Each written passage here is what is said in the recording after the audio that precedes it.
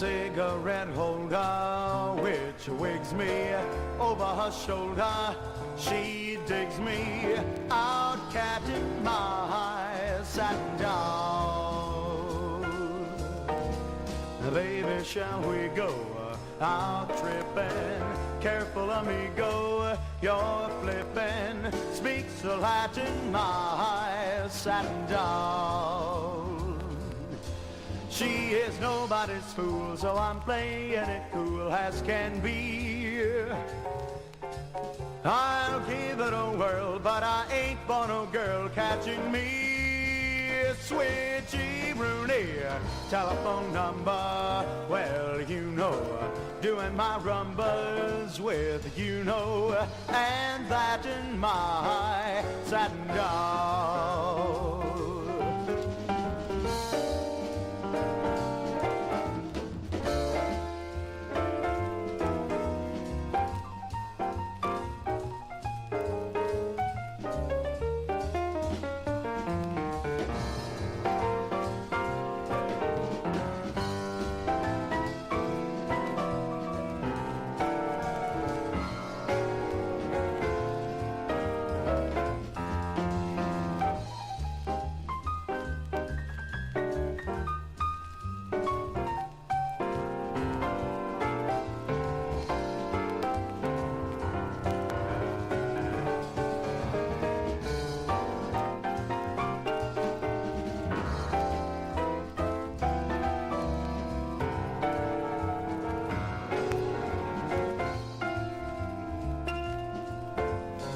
Cigarette holder which wigs me over her shoulder. She digs me out, cat in my satin doll.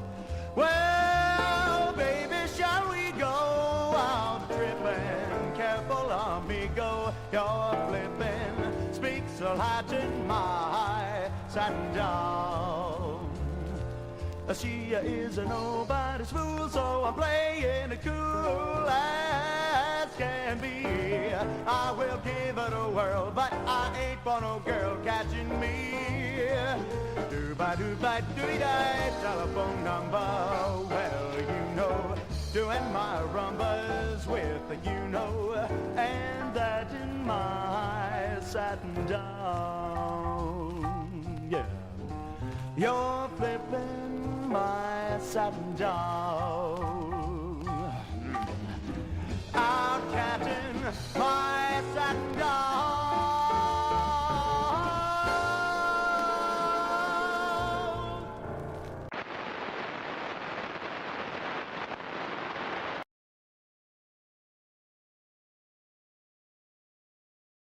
I'm single because, like most women in New York City, we have pretty good bullshit meters. I'm looking for someone who's communicative, someone who's funny, someone who's passionate about their interests, specifically if it's something that I'm not that knowledgeable about, like the geology of the Appalachian Mountains. Great, excellent. I didn't know anything about that. I love that I'm learning something from you. 100% it's the fox from Robin Hood, the first anti-billionaire, anti-capitalist cartoon character in the Disney canon. Hot. Deal breakers, conservative politics probably is one, but currently at the moment, anyone who says they're apolitical. I mean, it used to be you would say D&D would be one of those hobbies. I love playing D&D. I feel like that's now kind of coming into the zeitgeist a little bit. So I wouldn't say that that's like a guilty pleasure hobby anymore. A hobby that I have that I would like to enter the zeitgeist that it isn't yet is contra dancing. It's kind of like line dancing, square dancing. If you've ever been to Malai on Cobble Hill, they have a great passion fruit cilantro ice cream. You gotta try it, and if you like it, it's your favorite ice cream. So yeah, passion fruit cilantro.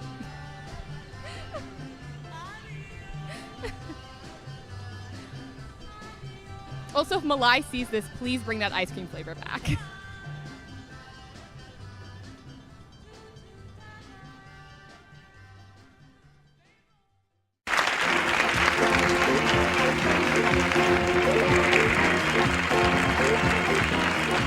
It's getting hot in here, but no one wants to see me take off all my clothes. Fuck you, you body-shaming bastards! It's Desperate Losers. It is Sunday, people. Sunday night.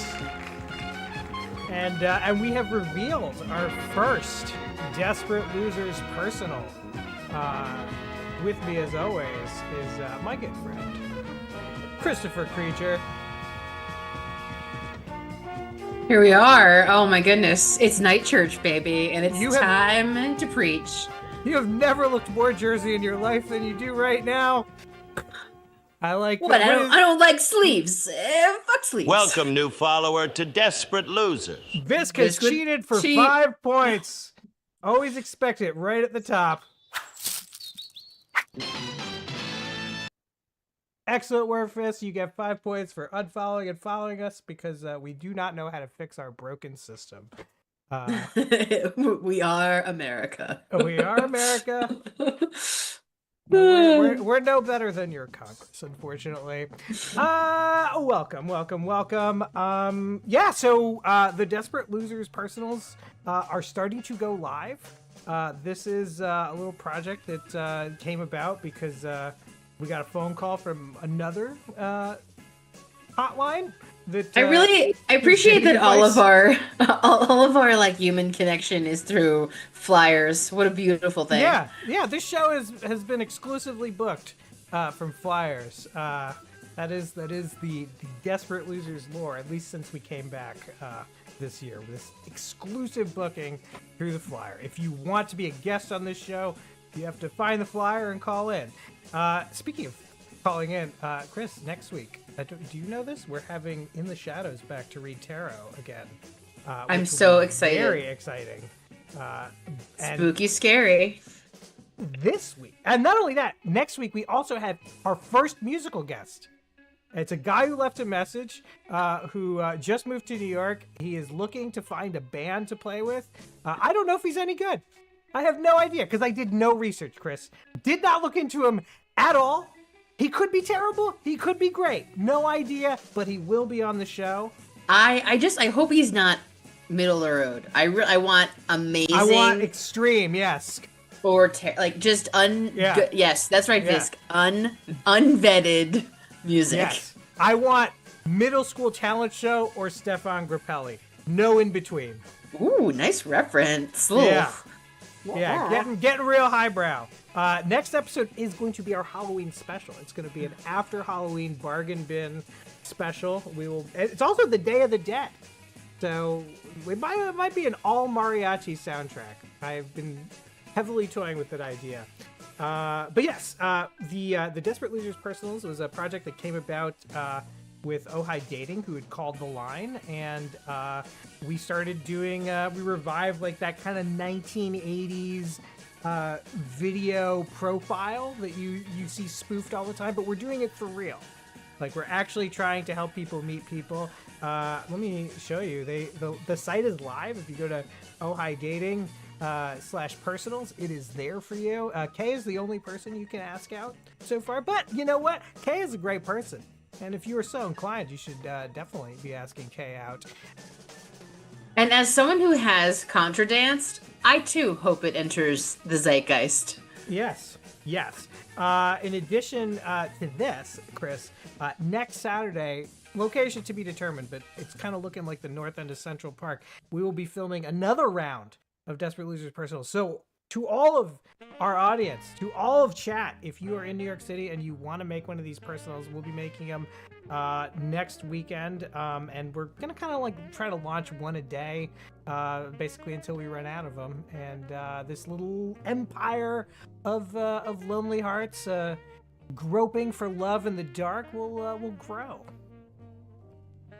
Groping for love in the dark. What a beautiful sentiment.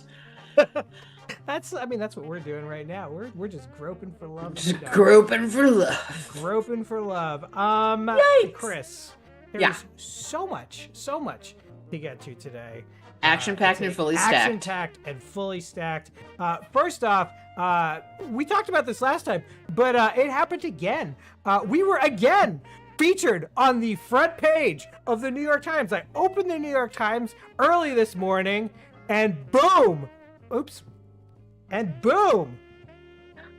Who should be on the front page of the New York Times but your very own Desperate Losers? For a second time, we are on the front page of the New York fucking Times, and as such, to commemorate the fact that we are now basically endorsed by the New York Times, we will have this as seen in the New York Times little logo a part of our masthead here. That's just part of our world.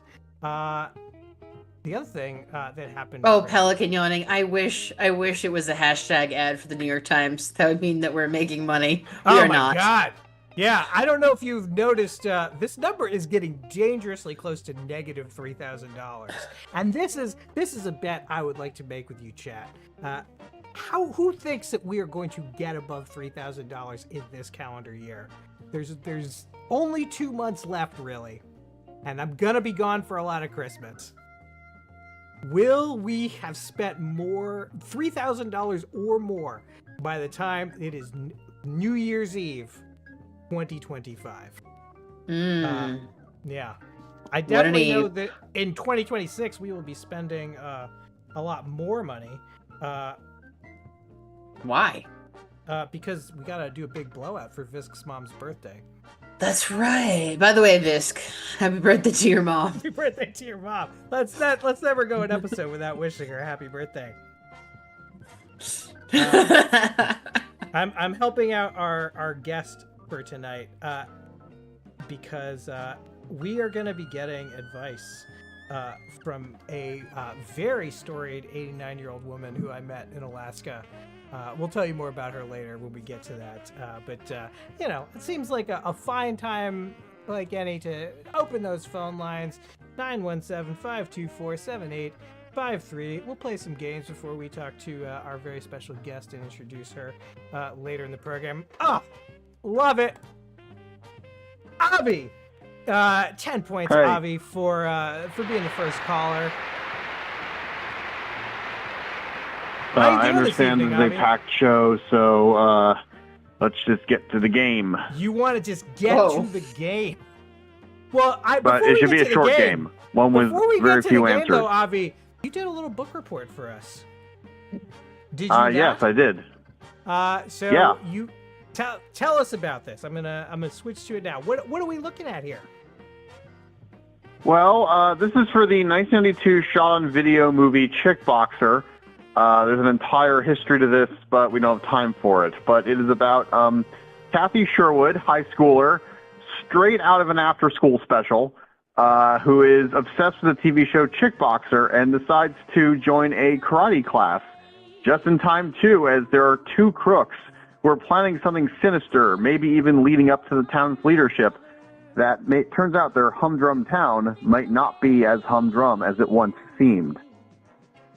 It is awful, but awful in a so bad it's good way. The dialogue is hilarious.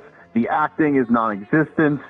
And you'll notice I put the X for yes on the sex scene. There is a sex scene you do not want to watch with your parents. This is actually pretty infamous among viewers of this movie. There's no reason for it to be in the film. They shot it with probably the only person of note in this film, Michelle Bauer, and they just stuck it at the end. They stuck it at the end. This footage has nothing to do with the rest of the film. Well, it sort of does. Butts in the seats, Avi. You gotta throw in a sex scene. If anything, the room taught us is not only get a sex scene in, get it in the first 2 minutes, get it in the next 10 minutes, and then again and again sprinkled throughout the movie. And what makes it even crazier is I didn't notice this until I turned on the subtitles. You can hear the director talking to the actress and calling her not by her character's name, but by her first name, her real name. Oh, that's rough. So, yeah. And that's the best take, presumably, too. But only 2 stars out of 5. Is this your actual handwriting, Avi? Are we looking at real handwriting here? Yes, I used an Apple Pencil for this. I love it. You match the style of the form. I'm gonna say, first of all, 10 points just for doing this. I'm gonna say 5 points for the style, and then here's a little twist I'm gonna add to this. I want chat to give Avi's book report a letter grade from A to Ooh. F, and we'll maximum 20 points for each of those letter grades. We'll do what is that, Chris? That's like 4 points a pop. There's 5 letter grades. Sure. Yeah. Yeah. So No points for an F. grade Avi's homework A to F. His movie report on Chick Boxer. So you're recommending this movie, Avi? Not a good movie, but you're recommending it. Yeah, it's a bit of a blind spot among bad movie aficionados. It's pretty obscure. There are some people who've heard of it who bring it up, but they're very invested in like a very certain subgenre of bad movie. And this seemed like it was not very well distributed, at least not until the DVD era. There's a lot, and there's a bit of production history involving this film, which I won't get into. But yeah. Yeah, it's pretty great. There's some great dialogue, like, Rita, put your hormones in a bag. We're going home. You sold me. Excellent. Maybe we should do this for this much vaunted movie night that we keep talking about but never happens. Never do. Yeah. Yeah. Yeah. Keep in mind, the two out of 5 is me being generous because it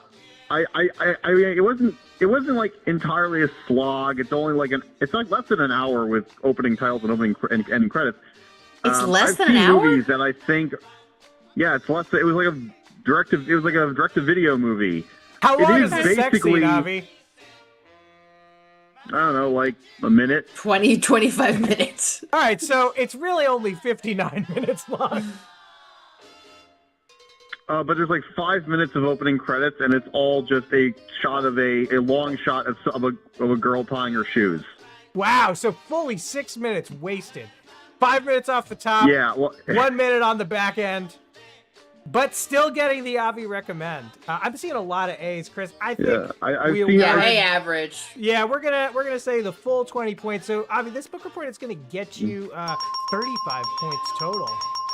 Yeah, I've seen there's some bad movies I'm obsessed with. They were way more of a slog than this. I feel like this one is somewhat enjoyable in a bad way. Ooh, somewhat enjoyable. That's high praise. Avi, I'm gonna call that your pre-qualifying game, and I will give you the rest of this ticket. So chat, pick your 3 numbers that you will hold on to for the entire episode. It'll be 10 points a pop every time your number comes up. You can, of course, repeat your number if you want to repeat your number. Avi, however, in addition to your 3 in the chat, you're going to get, how many numbers are we looking at here? You're going to get 7 numbers on top of that, so 10 numbers total, Avi. All right, what do you want? So I already put 4, Yes. 11, 15, and then 7. Yes, and then 7. And you can repeat 13. these numbers. 13. 18. 18. We love that number around here. And 25. 25. I'm going to need 4 more. Oh wait, numbers it already says. Does it already say 25? No, I need 4 more numbers from you. Oh. Here's where I gave you 4 numbers. You gave me 3 numbers, and then you gave me 3. I've got 4, 11, 15, 13, 18, and 25. I need 4 more numbers for you. Okay. 10. 10. Love it. 14. 14. 21. 21. And One more will do it. 27. 27. All right, let's take a look at what is going on this card. For people who are tuning in for the first time, the way this works is we do scratch-off lottery tickets to try to get out of debt on this show, and it's not working. We're almost $3,000 in the hole on this show. Let's take a look at what this prize here would be. Ooh, $50 prize, Chris. That would go a little way to helping us win back some money. $1,000, $2, $100,000. That one's not going to happen for us. And $4. I feel good about the $4, Chris. I think so too. Yeah. All right, let's take a look at the 4. The 4 is a 23. That will not do it for you, Avi. Does it for no one. Oh. The $2 will be an 8. That also does not do it for Avi. Avi, you've not been lucky at these. Early cereal disc. 17. Also not doing it for Avi. Avi, oh. 1,000 is an 18. That will do it for Avi. That's 10 points for Avi right there. The $100,000 is a just a plain old 7. I'm not going to do it for Avi, but someone else might have that. Let's take a look at Let's take a look at the bonuses. Do we win any money here? 27 here. That's not going to do it for us.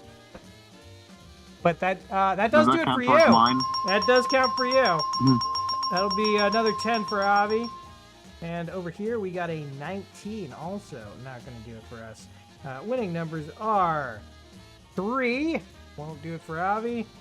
And a 21. That will do it for Avi. So this card, unfortunately, is a loser for us. Wait a minute, wait. Up your nose with a rubber You hose. scratched 21. What? Look at the card. You scratched 21. Oh, I did. Chris, we won $2. Woohoo!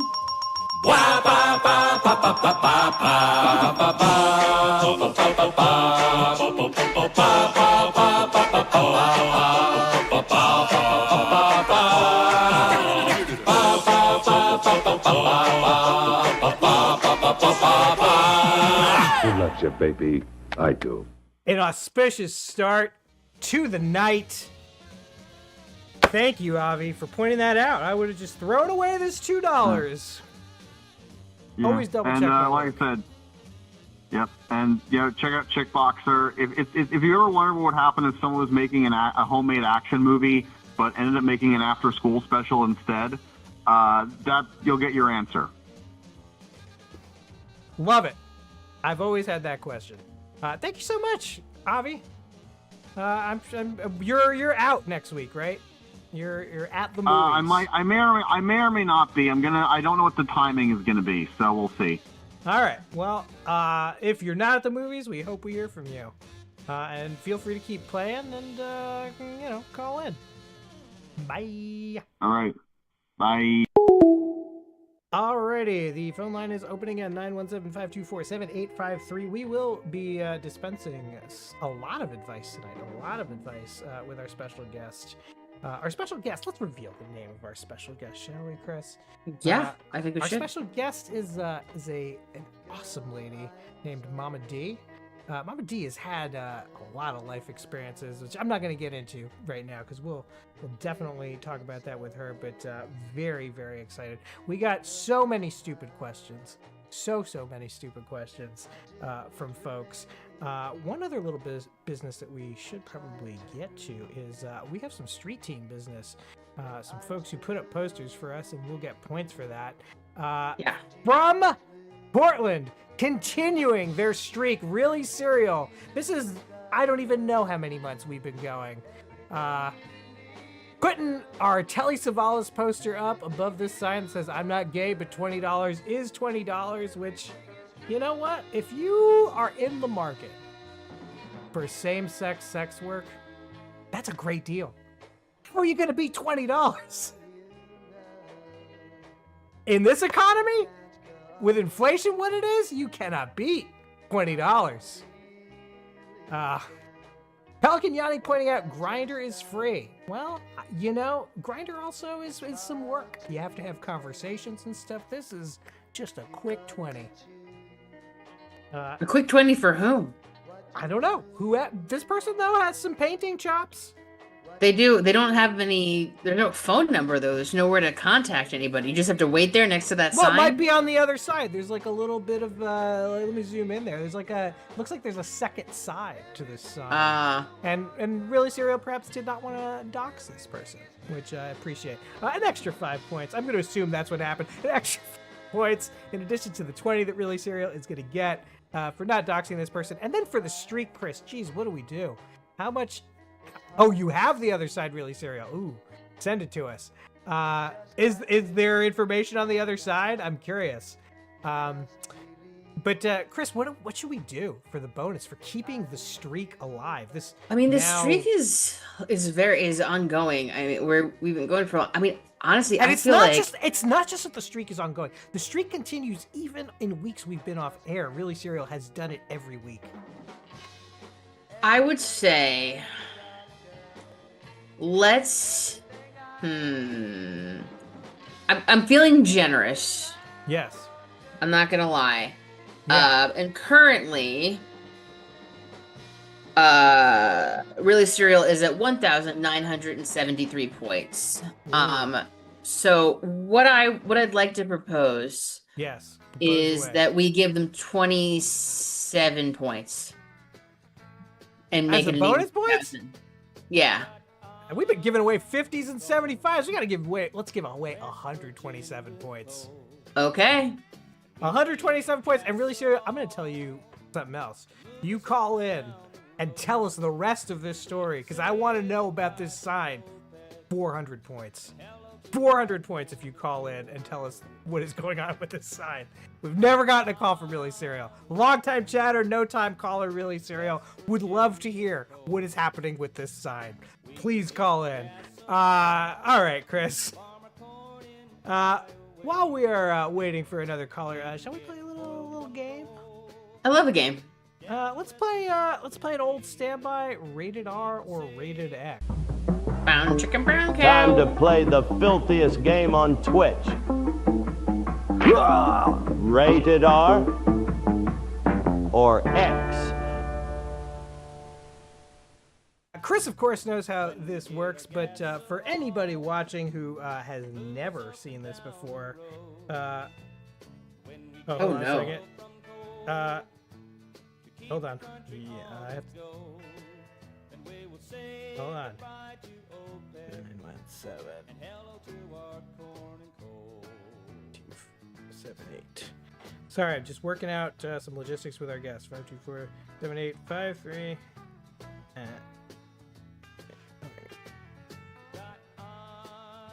Now, you guys have a little extra time here to examine the hair, makeup, lighting, level of glitter. Yeah. Do not be fooled, though, by production value, because production value awfully high in the late 70s, early 80s when it came to the... A time when everything was... Everything was well lit. Shot on film. It was what high times for gaffers, the 1970s. Pelican Yawning. And not just because they were all on cocaine. Yeah, but how this game works. So this game, I'm showing you a still from a movie from the 1970s or 80s. You need to tell me, is this rated R or is it rated X? Is it a porn or is it not? Is this stare going to lead to graphic, lascivious,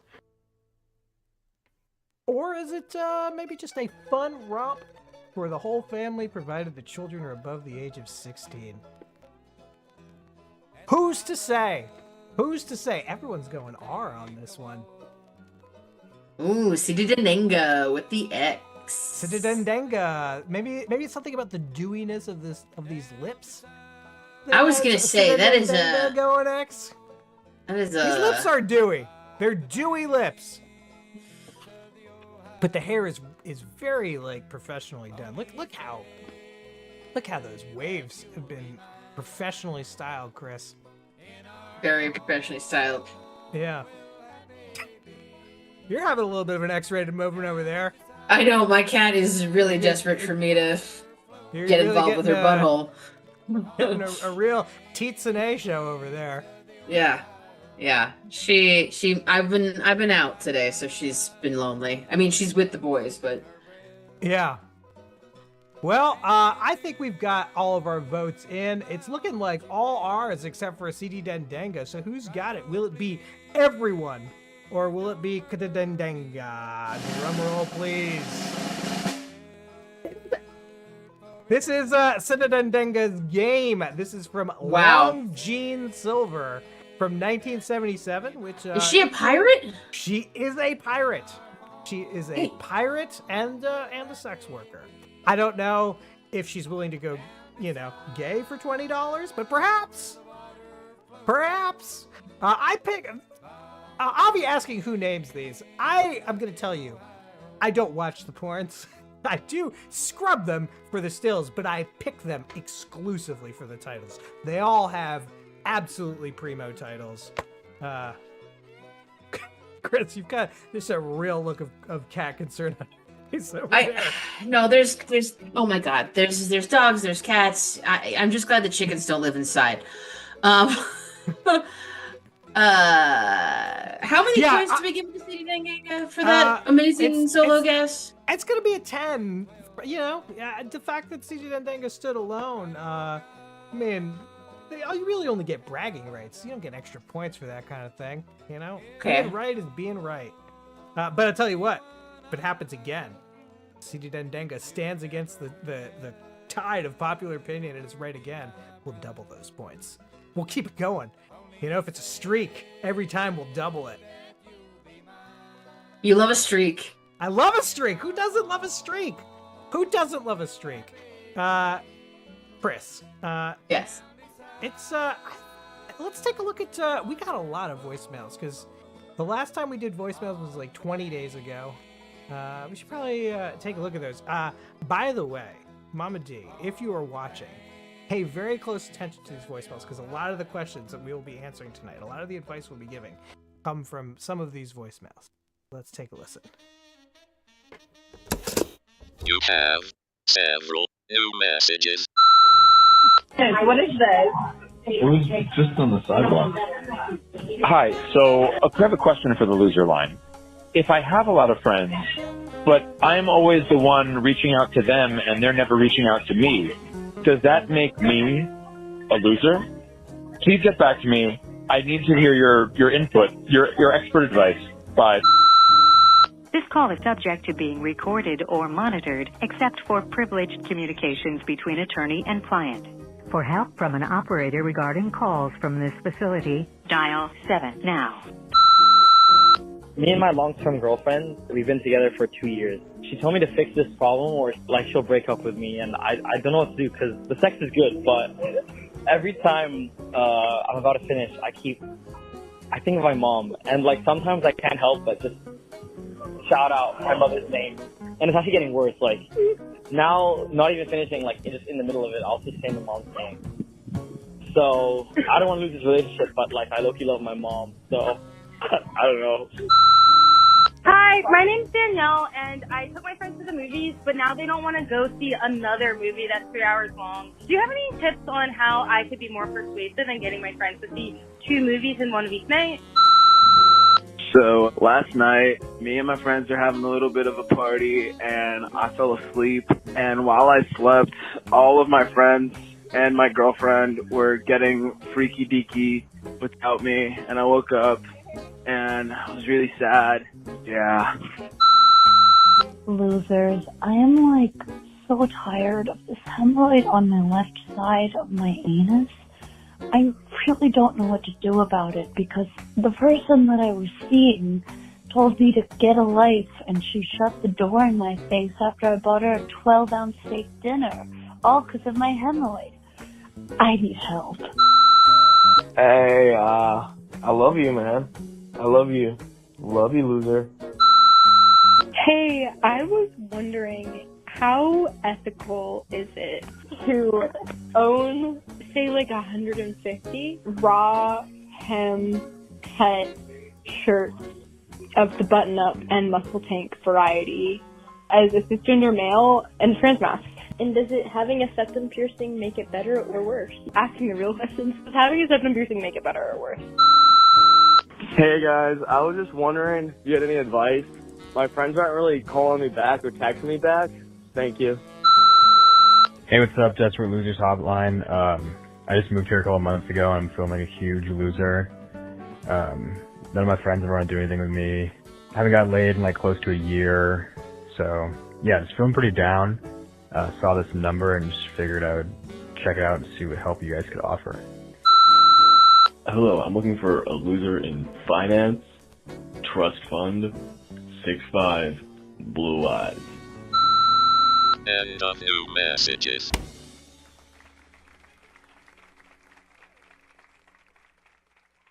So, Chris, we said this last week, but it bears repeating because we did get a call from a jail. Do not call this show with your one phone call. Do not. Don't call us. We don't pick up when we're not on air. Like, we just won't even know that you did it. I'm so worried that was actually Gumbo Charlie because I texted Gumbo Charlie and I heard nothing. Oh no. Yeah. I hope Gumbo Charlie's not in the clink. And I also hope that Gumbo Charlie didn't memorize our number in order to call us from the clink. Because, like, you know, Portland is a rough fucking scene right now. Like, Don't waste your call on us. Memorize your lawyer's number, not ours. Do not, from jail, call 917-524-7853, which you can call in now. Play a quick game. We'll have Mama D on in just like 12 minutes. They're gonna call in. We have is that Paul Revere and the Raiders? Who is that in our background today? This in our background today. I'm so glad you asked, Chris. This is the Dave Clark 5. The Dave Clark 5, apparently, in the mid-late 60s, was as big, if not bigger, than the Beatles and the Beach Boys, but they were completely memory holed. Like, no one remembers who they are. Not nearly as good as either one of those bands. You know, real tepid stuff. But they were huge. They were as big as the fucking Beatles back then. Have you ever heard of them? I'd never heard of them. No. I mean, I honestly thought that the guy furthest to the right on the screen was Stephen Fry for a little bit. Yeah. And the guy to the left of him was Steve Martin. Yeah. Only boomers seem to know this band. And it's only in their youth. Because there's no PBS special. There's nothing. Oh, Violet Grin has heard of the Dave Clark 5. I'm going to say 10 points for Violet Grin for knowing the Dave Clark 5. Violet Grin, call in 917-524-7853. Let's talk. Dave Clark 5.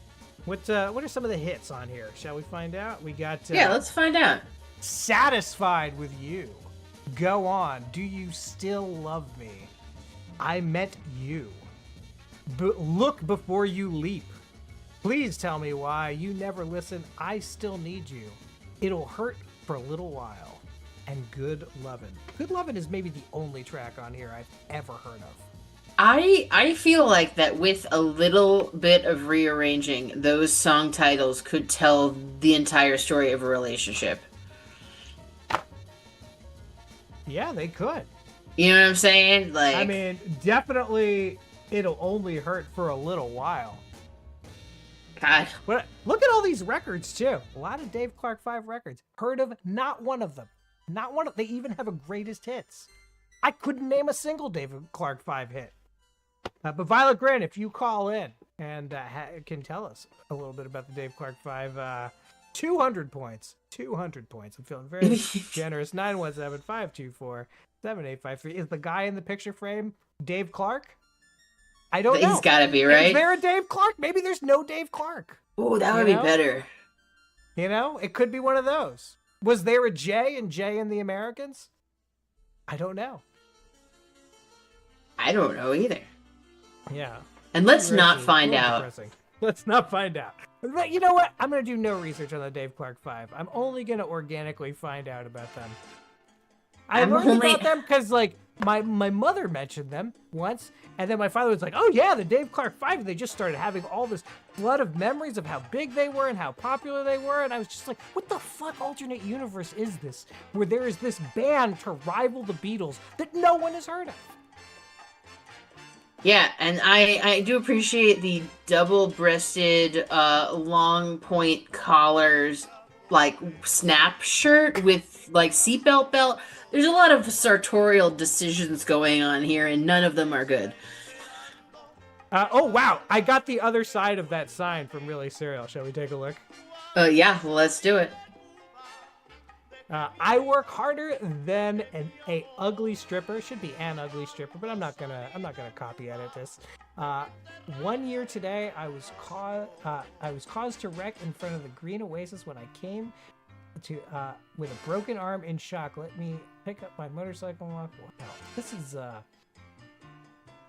I feel like there's a really sad story behind these signs.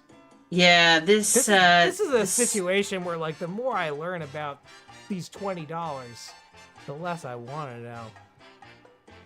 Ooh, that's a bummer. Negative at 2 least points, really surreal. Negative 2 Oh. points. Bringing down the mood. But you know what? We love Really Surreal. We give away so many points to Really Surreal. Really, where is everybody on the leaderboard? Have we looked at that today, Chris? You know, we haven't, but let's do it. All right, let's take a look where everybody's at.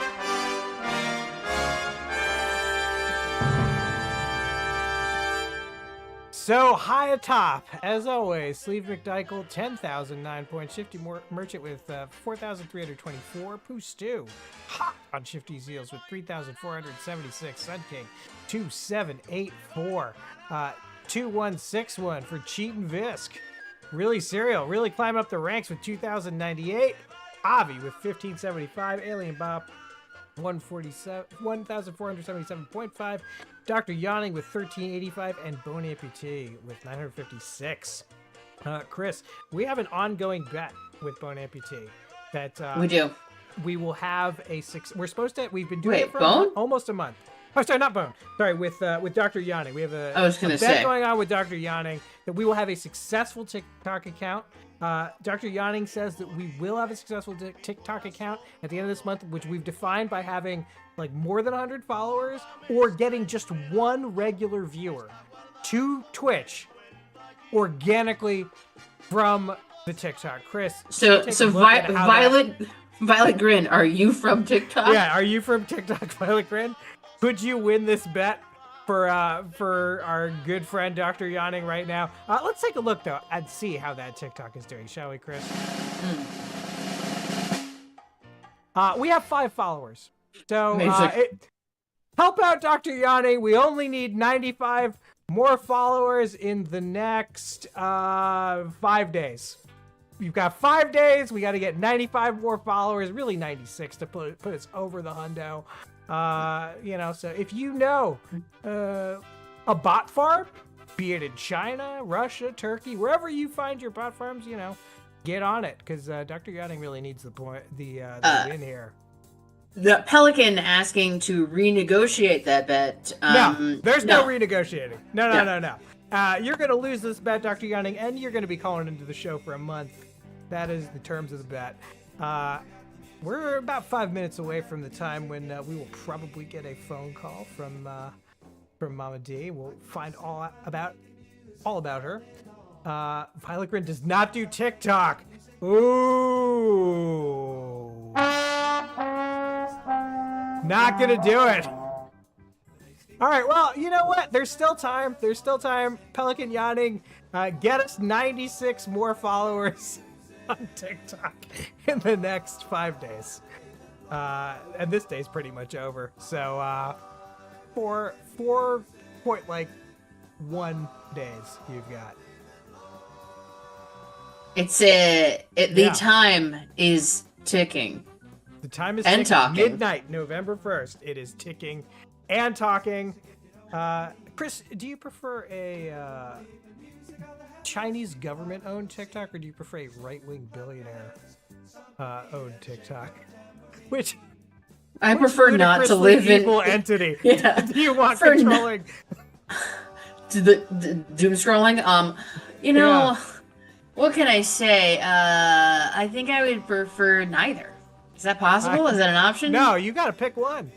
Chat, who do you prefer? Do you want the Chinese Communist Party or right-wing billionaires? Pick your poison. I guess China? Votes are open. I don't know. They're a lot more organized. I feel like the right-wing, very terrible, but less organized. Fair. They fight with each other. I remember the Olympics. It's kind of amazing what a bunch of communists can do if forced to work together, which they often are. In fact, that's the point. Chris, can I make like a 16-year-old gripe? I don't even remember when the London Olympics are, but I have a gripe. Okay. That is Gripe very away. related to this. Is this a wine park. drunk? It's. You know what? Let's do it. We'll make it a wine drunk.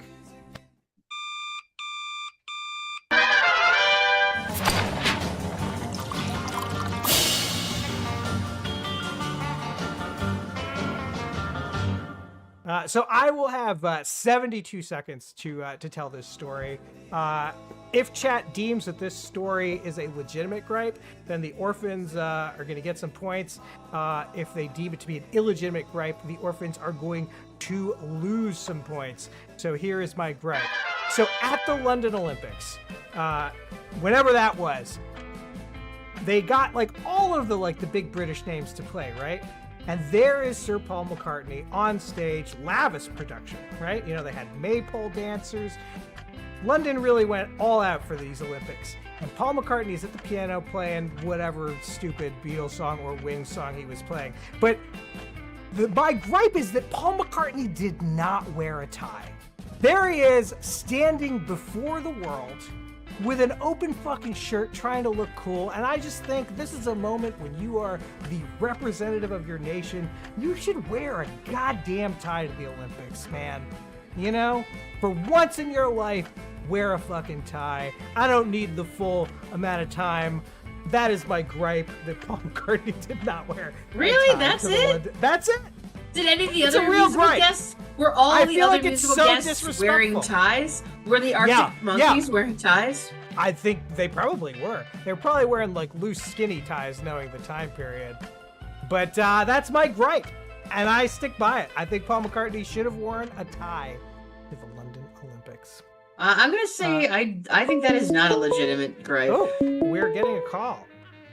Caller, who are we speaking with? Hello, yes, my name is Knuckles. Knuckles, welcome to Desperate Losers. What can we do for you, Knuckles? Thanks. I honestly don't know. My friend told me to call you guys. This is the first time I've heard of this. Do you know what this is? Interesting. No. Shout out to I'm getting Pelican Yawning. Oh, awesome! Can we call you back actually, because we have a guest who we have to take a call from. You have a guest you have to take a call from. Yes. Can we call you back later? In the middle of my call. Yes. This is a pre-planned thing. This is a pre-planned thing. A pre-planned thing. I'm afraid I'm gonna have to take this call. We'll call you back. I don't believe you. All right. Well, everyone heard the beeps. We all know we're getting another call. We will call you back, though. Thank you for calling. Okay. We'll call you All back. Yeah. I think Did we miss this was Mama D? I think that was Mama D. I'm going to call back. Okay. I'm pretty sure this is Mama D. Probably should have looked up the area code first. Oops, hold on. Wait a minute, sorry. Okay, hi. Hi, Amy. Do you have Mama D there? Yeah, somebody else called into your show, so I was like, I guess we can't call in. No, you're good. We're gonna call that person back after we do all of our stuff. I'll introduce Mama D a little bit, and then we'll have Mama D tell us a little bit about herself. So I met Mama D when we were in Alaska, and Mama D is like an incredible person. I'm gonna actually turn off the phone line too while we do this, so that nobody calls in while we're doing this. Mama D has led a very storied life. Correct me if I'm wrong on any of these details, Mama D, but as a kid in the South, your family survived being threatened by the Klan. You lived through the biggest earthquake in the entire history of North America that's been recorded, and you traveled the world as a dancer. Have I got the whole story correct? Yep. And you are now 89 years old, and we are having you on the show to talk a little bit about yourself and also to give advice to all of the trifling hipsters in Brooklyn who have left us questions. In Brooklyn, huh? Yeah, these questions are coming to you from Brooklyn. But tell us a little bit about yourself. Actually, I would love to talk to you about. So there was the biggest earthquake that was recorded in North America. It was actually it was in Anchorage in 1964, right? Yes, Lord. I hope while we talking about it, this house don't move an inch, because I'll be out and gone. Well, where were you when it happened? I was downtown on 4th Avenue. In what city? In in Anchorage. And I had an old man. He had a motel, and I was working as a receptionist there. And when it was kind of like it started, and I looked up, and all of a sudden the building was sinking down in the ground. And I saw the steps, so I ran up the steps to the second floor, and I looked out the window, and the second floor had became the first floor. Wow. I said, I got to get out of here because I am not ready to go to hell yet. That place was sinking down like it was taking me straight to hell. I said, I got to get out of here. And it was some guy on a pawn shop next door. He ran over there and told me, jump. And I said, jump where? I was scared to move. I never experienced anything like that in my life.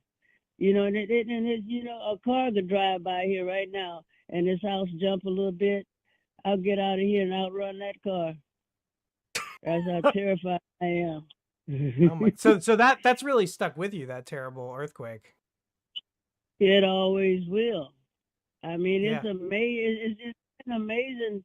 What Mother Nature can do, boy. She get angry, boy. She remind you now and then what she can do to your butt.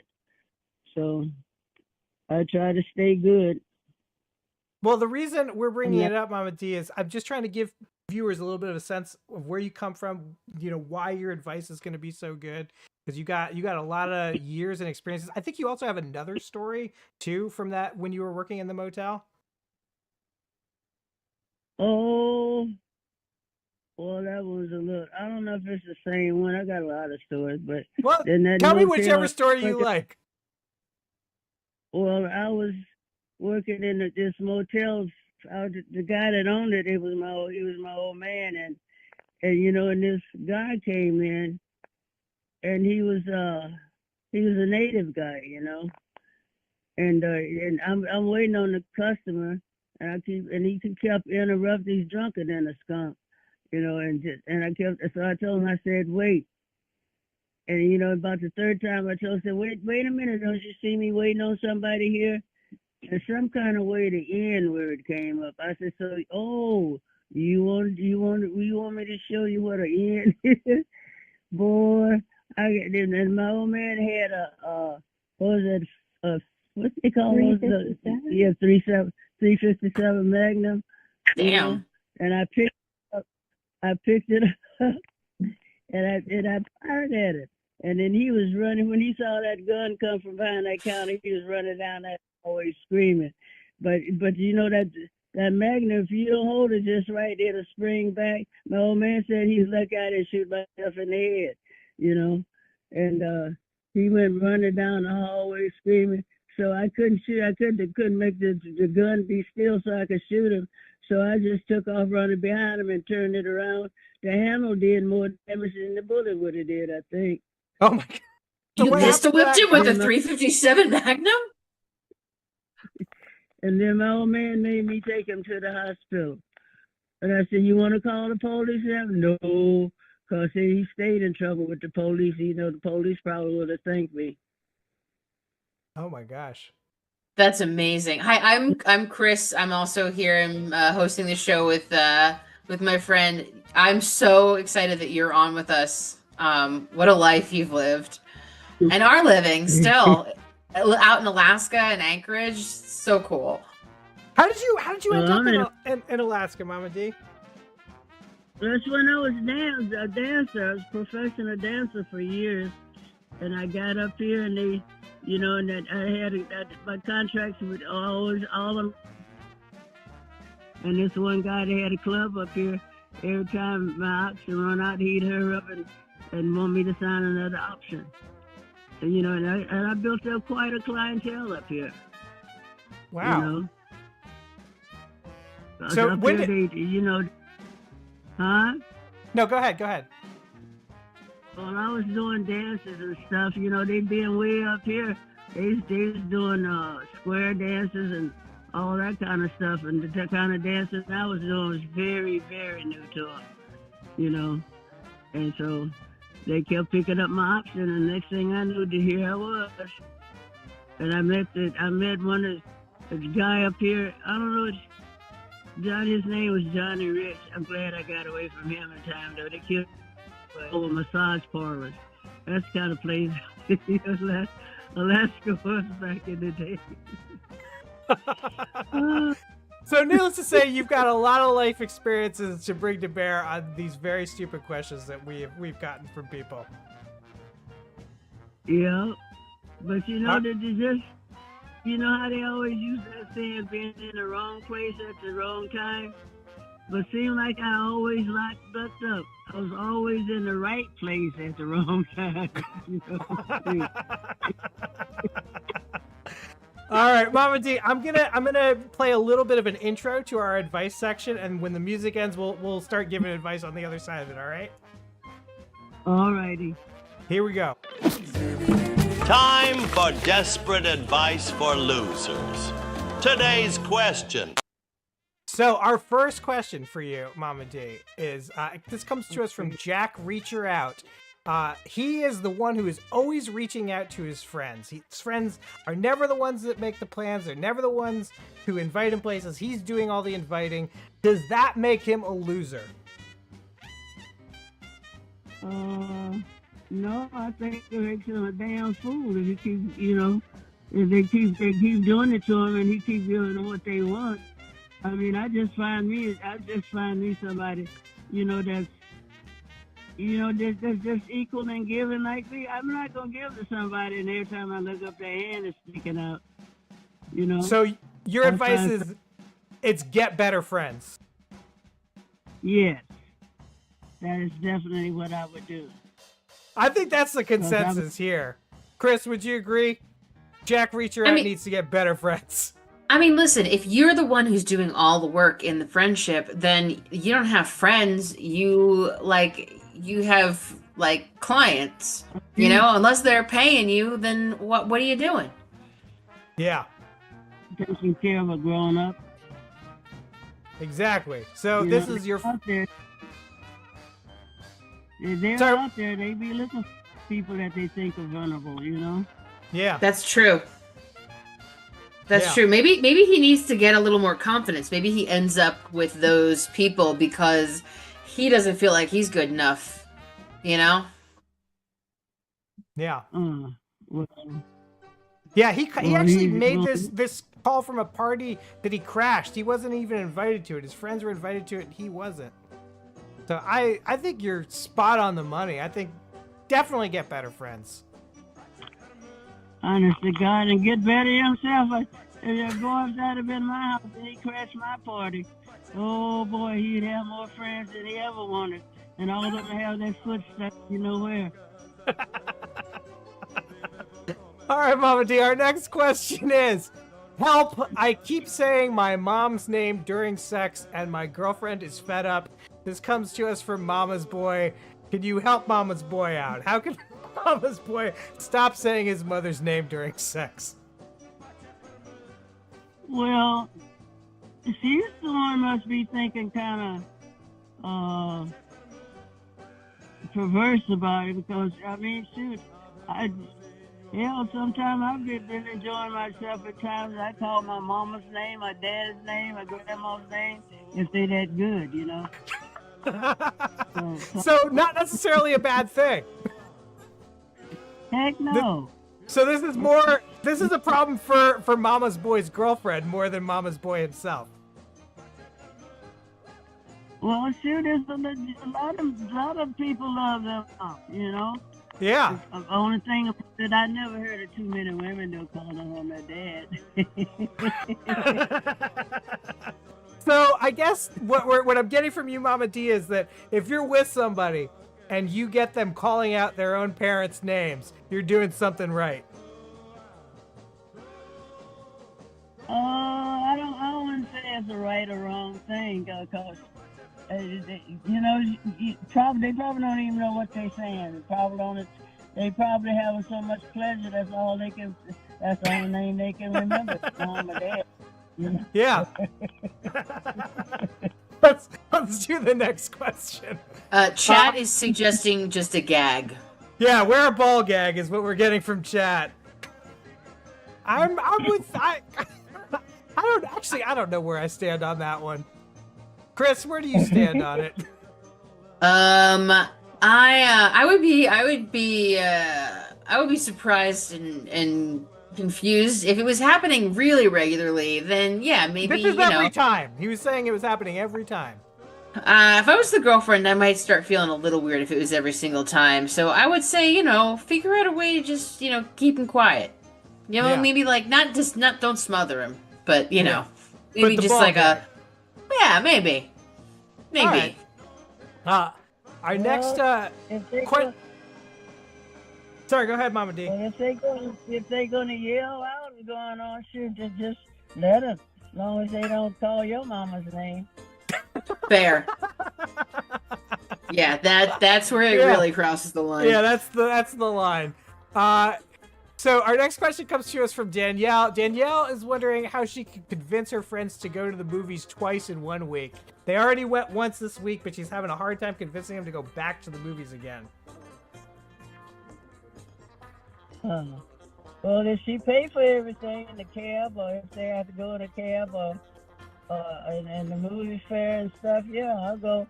If she buy me some popcorn and soda pop and stuff when we get there, I'd be glad to go. So, and if she don't wake me up, I go to sleep. So this is a very easy solution. Danielle, you just have to fly Mama D from Alaska, and she'll go to the movies with you as many times as you want to pay for. I mean, this is actually a fair answer. That's a good answer. Yeah, and also offer to pay for your friends. Oh, I would really have to hate her to do that, because some of the friends I got, boy, would dog her out. She'd be walking in the movie buck naked. Some of the friends I got. Mama D, this is the second time you've mentioned your wild friends. Who is your wildest friend? Let's see. Amy? No, I'm Yeah. joking. from the old. Oh, my wildest friend? I don't know. Seems like I always led the list. Do you think maybe you were your own wildest friend? Is that what you're telling me? Yeah, I've always been my own friend. I wouldn't want to have an enemy like me. I can be a BIT. I mean, I wouldn't want someone shooting at me 6 times and then pistol whipping me with a .357 Magnum. I gotta agree with that.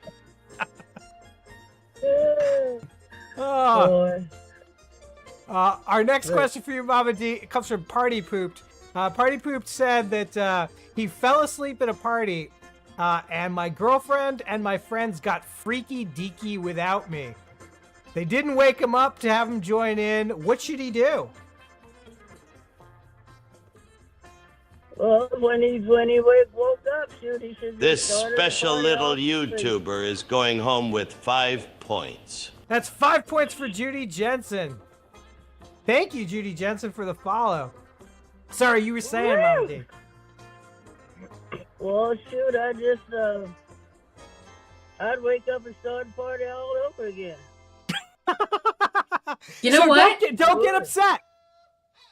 Get him to go again. Oh, I mean, just lay back down. Or just insult her. That looks boring, and lay back down and go back to sleep. Oh, excellent advice, Mama D. Thank you. Our next question is, help. My hemorrhoids are putting a strain on my relationship. This comes to us from Backdoor Inaccessible. Any advice for how to deal with hemorrhoids?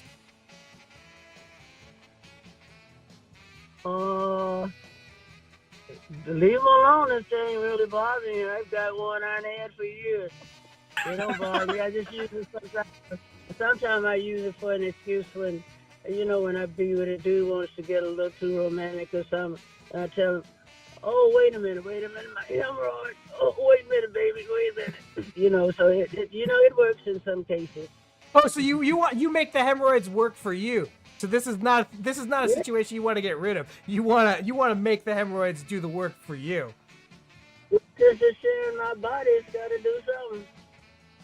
I love it. Our next question. The chat is recommending that Mama D run for president in 2028. I would vote for Mama D for president. I think I would too. Pardon, oh shoot, we be partying 24/7. Country needs it, Mama. Yeah. Every kind of party you could think of. We be in the Oval Office too. I want to see you party so hard you tear down that ballroom Trump is trying to build. That's what I want to see. Don't you let anybody else up here in Anchorage, homie, hear you say, "Oh, in Anchorage." Oh man, they used to see me coming. They used to hate to see me coming, and I could have a fistful of money, and they'd be trying to. They said, "Just give." I got barred in one foot of that. You know that you ever drink that? What they call that? Old English iced tea. It's a drink called English iced tea. Oh, Long Island iced tea? Yeah, Long Island iced tea. Oh yeah, that drink will fuck you up. Yo boy. Yeah, well, the first time I got introduced to it was here in Alaska. Now they got a limit. After I got through, they put a limit on it. You could only have 3. And they started that because, boy, I got drunk on those things one time. Oh, my God. Mama D, you are the reason that there is a 3-drink limit on Long Island iced teas in the state of Alaska. Yeah. That's beautiful. It was horrible. I couldn't believe I could be that horrible. Oh. And the guy, now and then after they put the 3 drinks limit on it, shit, I got drunk off that 3 lemons and cursed him out because he wouldn't give me a 4th. He said, So you're drunk enough. I said, you're a celebrity in Alaska, right? Right? Well, you could say that, but some people don't consider it a good way. Some of them see me coming right now, and they'll tell me, old friends tell me, I'm buying you 1 drink, and that's it. So the state gives you a 3-drink limit, and your own friends give you a 1-drink limit. Yeah. Yes, Lord. And I've been in bars, and my friends come in and see me, and I could be sitting there drinking a glass of water. And they say, "There's Mama D, let's leave." I'm not staying here. So the barkeeper used to put me way back in the back of the bar where nobody hardly went, where all the booths and stuff was, where the customers couldn't see me. And they let me in. So they came in there one time, I was stressed out in that booth, drunker than a skunk and had asleep. I wake up and what the hell are you doing back here? You can't steal nothing from me because I ain't got nothing. And dude said, I ain't gonna do anything to you. I said, well, then you better worry about me doing something to you. Mom D, our next question for you is it ethical to own 150 raw hemp shirts? Is it ethical for a man or a trans man to own 150 raw hemp shirts? Do you know what a raw hemp shirt is, Mama D? There hasn't been hemp. She's thinking hemp. Raw hemp. How do you explain raw hemp to somebody who doesn't know? Oh, raw hemp. Yeah. Like a rough linen. Yeah, it's like a rough linen. 150 of these. Some of them are button-down shirts. Some of them are muscle shirts. Isn't there another use for hemp? I mean, there's other parts of the same plant there's another use for.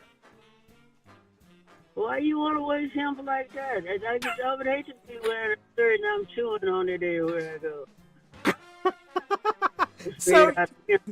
So your take is it is unethical to own 150 raw hemp shirts because that is a waste of hemp. Yes, it is. And you sit up there and chew that much, my God. I mean, it's a. And does it make a difference to you if this person has a nose ring? Or same answer. A nose ring. Yeah, that was the follow-up question. I think these people who called they got into the hemp when they left us this question. Some people look kind of good with those nose rings on, but I think something's wrong with somebody to sit up and get their nose pierced. I mean, I pierced my own ears, and that was enough for me. But to get your nose pierced, no. And then you have to be buying extra boxes of tissue. You have the hole to keep cleaning, your nose to keep clean. Hell no. So just from a purely tissue-based economy standpoint, no on nose rings. So no callsies backsies is our next question. Mama D asked us, my friends don't call or text me back. What should they do? If they don't call and text you back? Yeah. Well, what should they do? And next time they see you, just say, hey, man, I've been trying to get you for days, and you never answer the phone. Should they have a 357 Magnum when they say this? No, it isn't that bad, because a lot of times friends call me, and I be laying up here asleep or something, or somebody knock on the door, and I get kind of like, good God, how come they have to come today, or how come they have to come now, So not necessarily a bad sign. No. Just sometimes you like to have a little space to yourself. Just and most of my friends when they come here, they talk about the same thing we talked about the last time I saw them. Some of them start talking and I finish the sentence for them. Do you know yesterday I saw James and I finished the sentence for him. He said it was cute, so. Mama D, sorry, go ahead. Go on. We're getting a lot of questions from people with friends that don't return calls. This is year-long dry spell. Year-long dry spell says my friends don't want to hang out, and I haven't been laid in a year. What should year-long dry spell do to break this losing streak here? Well, it's a losing streak. It's our fault, because I know there's a lot of folks out there they'd be thrilled to death if you went out there and grabbed one of them. So come on, I need you. My nerves is bad. You know what? My advice to year-long dry spell is get $20 and get yourself to Portland, Oregon, because you can break that. You can break that streak tonight. We already saw a sign, a little advertisement for that.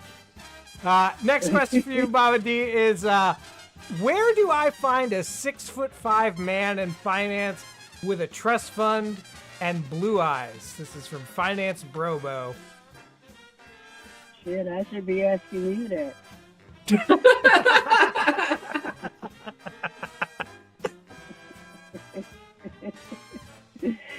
Shoot, I wish I knew. Oh, Amy just reminded me, I got two boys.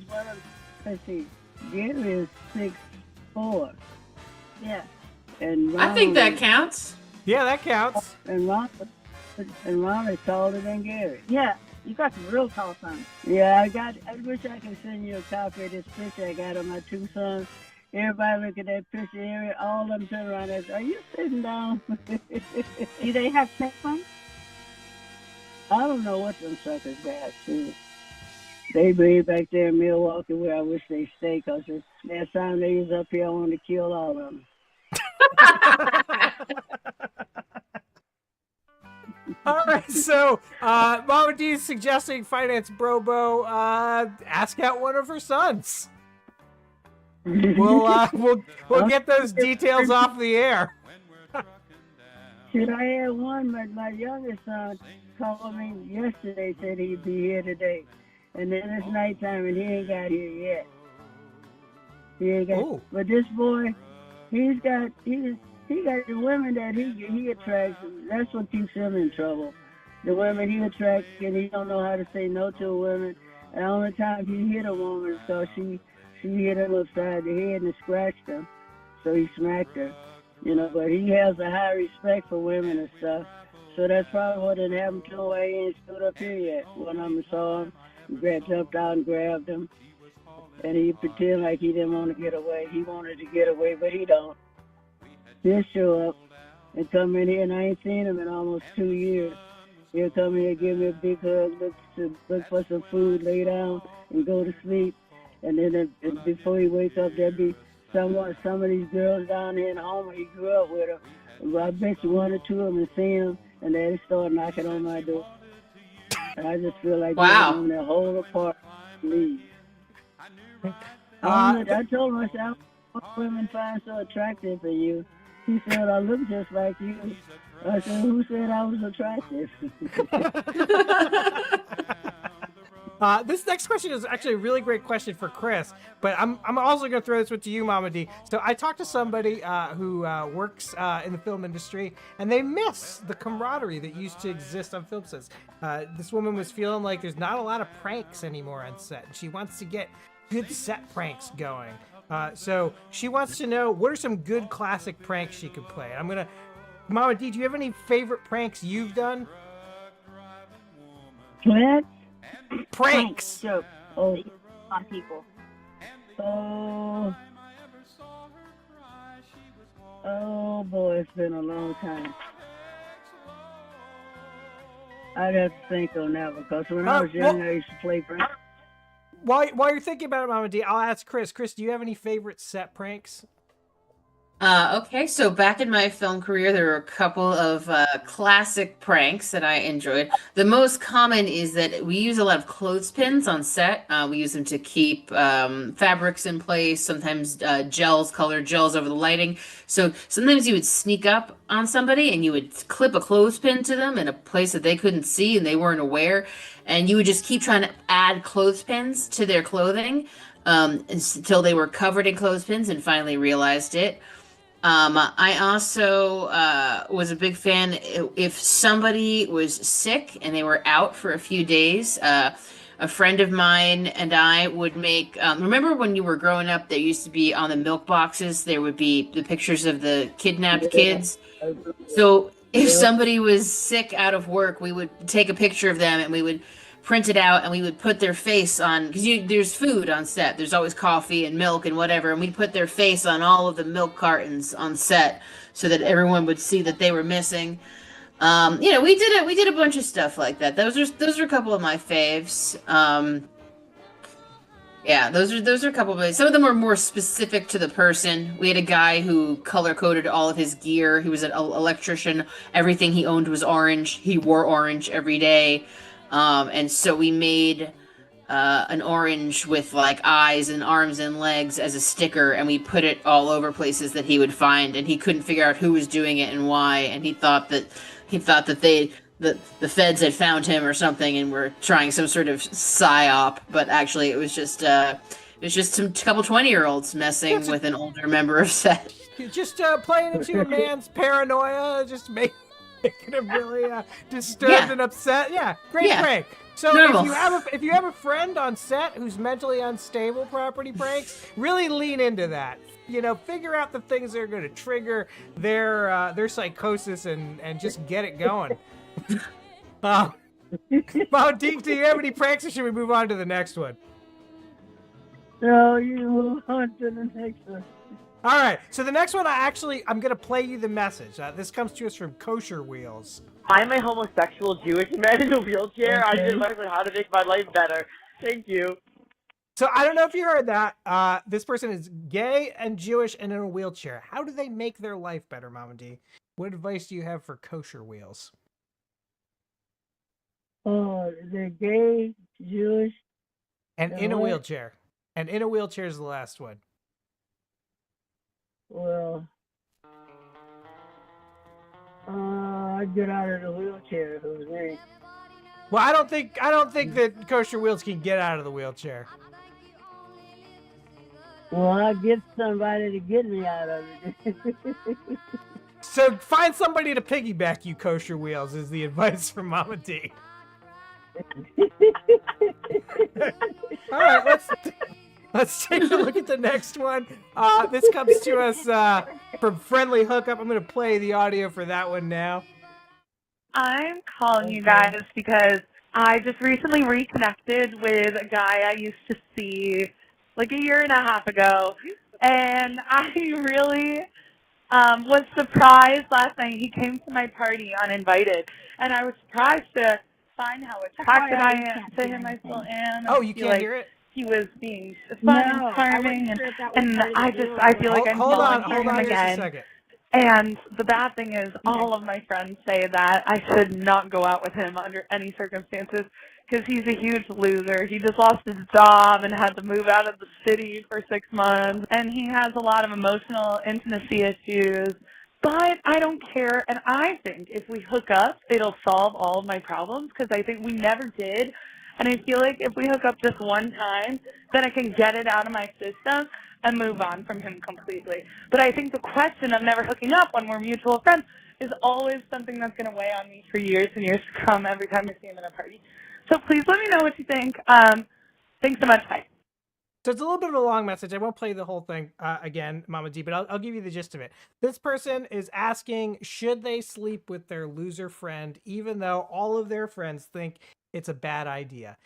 This person thinks that, like, if they just sleep with this friend once, she can get it out of her system, and she'll never have to think about this guy again. Do you think that's a good idea? Sleep with him one time, huh? Yeah. So she thinks she'll be obsessed with him forever if she never sleeps with him, but she thinks if she sleeps with him one time, she can get it out of her system. Well, then she ought to go ahead on and do it. Take him out and get him drunk. All right. So that's Mama D's advice. Mama D and I give similar advice. I just want to say. I got the audio working for you now, Mama D. Our next question, I'll play you that audio right now. Okay. Yo, I was wondering, like, how do I just stop being a complete piece of shit every day? Because, yo, it's like I'm a piece of shit, you know? All right, jackal me, bro. So the question is, how do I stop being a piece of shit? Go buy a case of toilet paper and start wiping your ass. Excellent advice, Mama D. We'll do one more. Our last question that came to us is from someone who is trying to date in their 20s. Hi, we found your ad and we wanted some advice. The matter is dating as a woman in your 20s in New York City. Please, advice. Goodbye. So, Mama D, you've led a wild life. Do you have any suggestions for a young woman in her 20s trying to date in the world? No, shoot, no. Just, all I want to do is serious dating at 20, you know, because I'm still kind of exploring and seeing what's out there in the world, you know. I be more or less partying while I can, you know. So your advice, Mama D, is do not be serious. Get out there, make a lot of mistakes. You ain't long enough to really learn what the world is, right?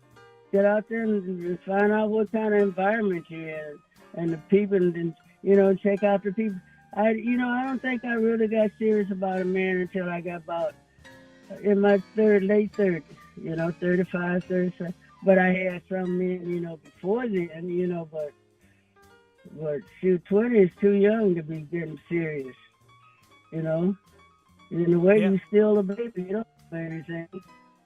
Wise words, absolutely. Very, very good advice, Mama D. Are there any final thoughts you'd like to leave us with? I love all the advice you've given. This has been an amazing treat to have you on. Well, I have really enjoyed this myself. My goodness, I'm glad I can share some of this ignorance on.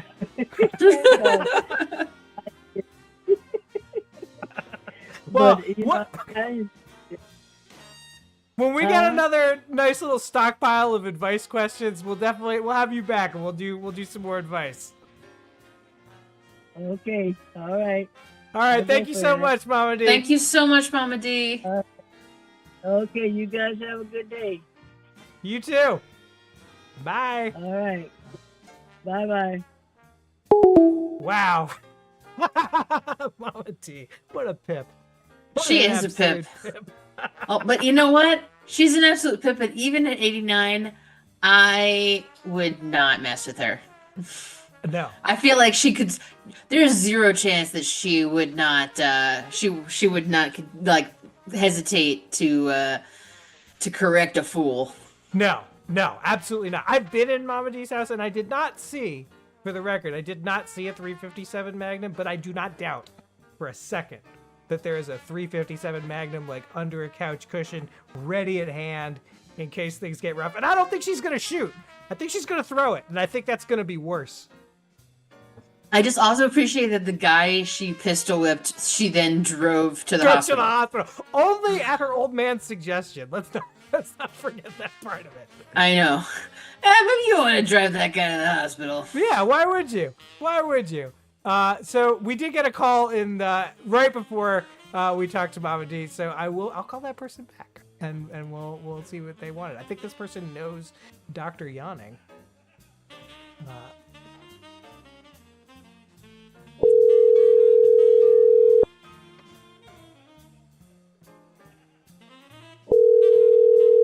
You are a very special little boy. And Welcome. girl. Oh, Keith Facey won the grand prize. Keith Facey has just followed us for 100 points. Hello. We were just talking to you before Mama D had called in. It was our pre-scheduled call. I don't know if you're watching and you got to see that, or were you just calling cold, caller? I am a cold caller. I watched a little bit of Mama D. She seems like a sweetheart. She seems like a fantastic young lady. Mama D is basically the best. Key Facey, Shifty. We haven't seen Shifty tonight. Not yet, anyway. So what's your name? How should we address you in the Desperate Losers universe? Well, my name is Knuckles.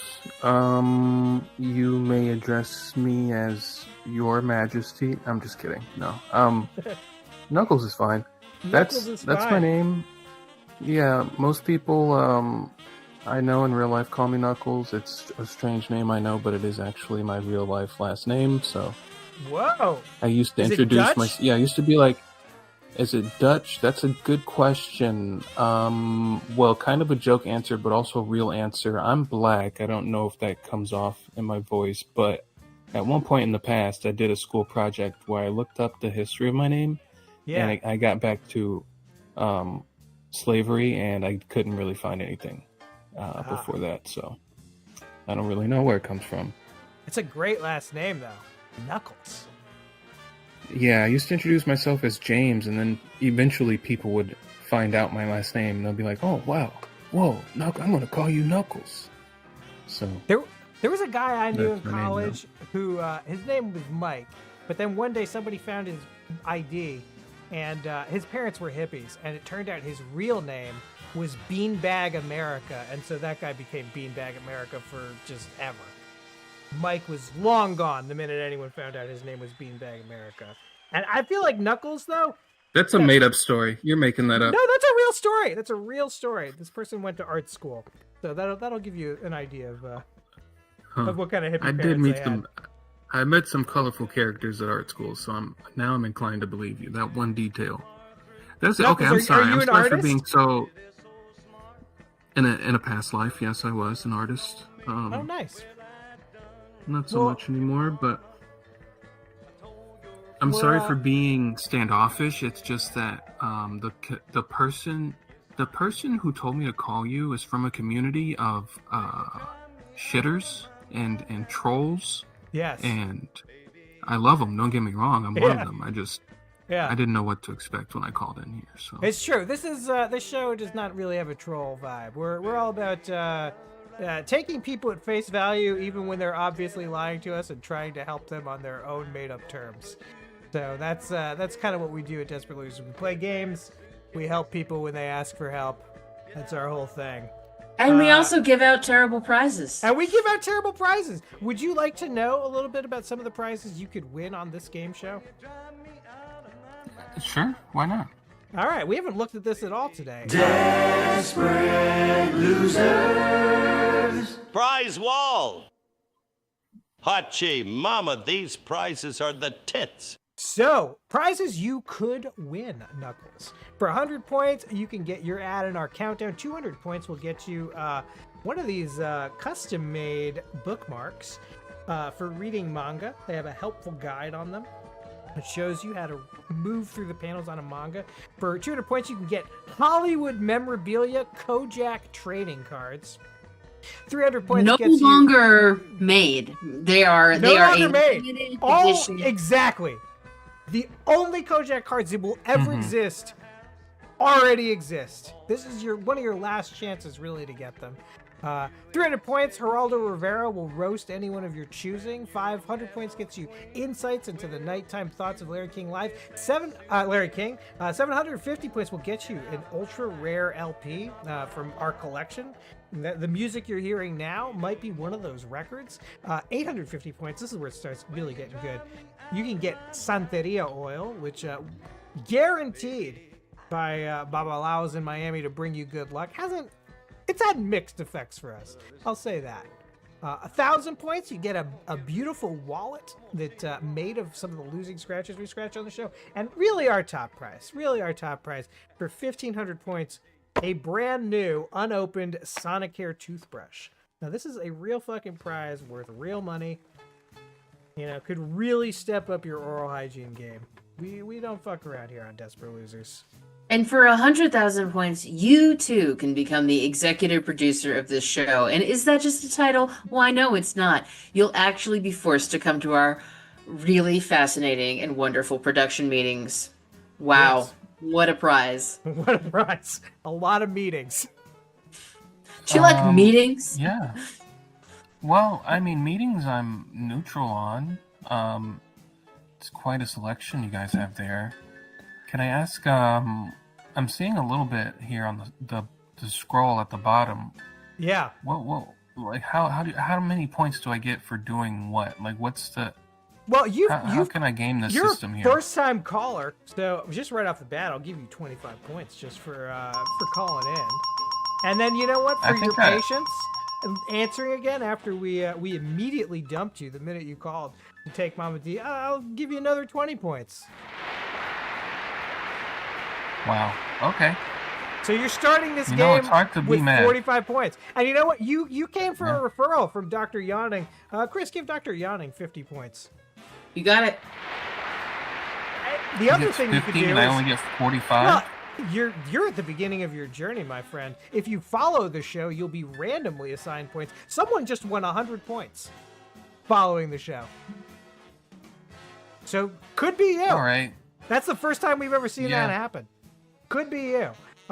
We like to play a little pre-qualifying game when we have somebody on the air. Would you like to play a little game with us? I guess, man. All right. let's well, go. I mean, Let's do that's it. why we're here. We're gonna play a little game called Survey Said. We asked 100 respondents to play. Survey says. So, Knuckles, the way this game works is we have pulled a question from a 1970s game show. Could be one of many, because there were a lot of game shows in the 70s where they would interview like 100 people in the audience and get their answers to these. So the question that I have for you, Knuckles, is in the 1970s, 100 psychiatrists were asked, if he cheats during the engagement, will he cheat in the marriage? Of those 100 psychiatrists, Knuckles, how many of them said yes? And this is open to the chat as well. Whoever is closest without going over. And Chris, we're in double time now, so points are doubled. That's right. So normally this would only be worth 10 points, but Knuckles, this will be worth 20 points if you are the closest. Answers What's I'm double seeing, time? Why is it double time now? because in our last 30 minutes, we double our points. There's a time limit now? No, there's no You're time closing limit. in 30 There's minutes? no time limit. We just, when we end the show, whenever we end the show, but, you know, our appointed time is midnight, and when we are in the last 30 official minutes of this show, points are doubled.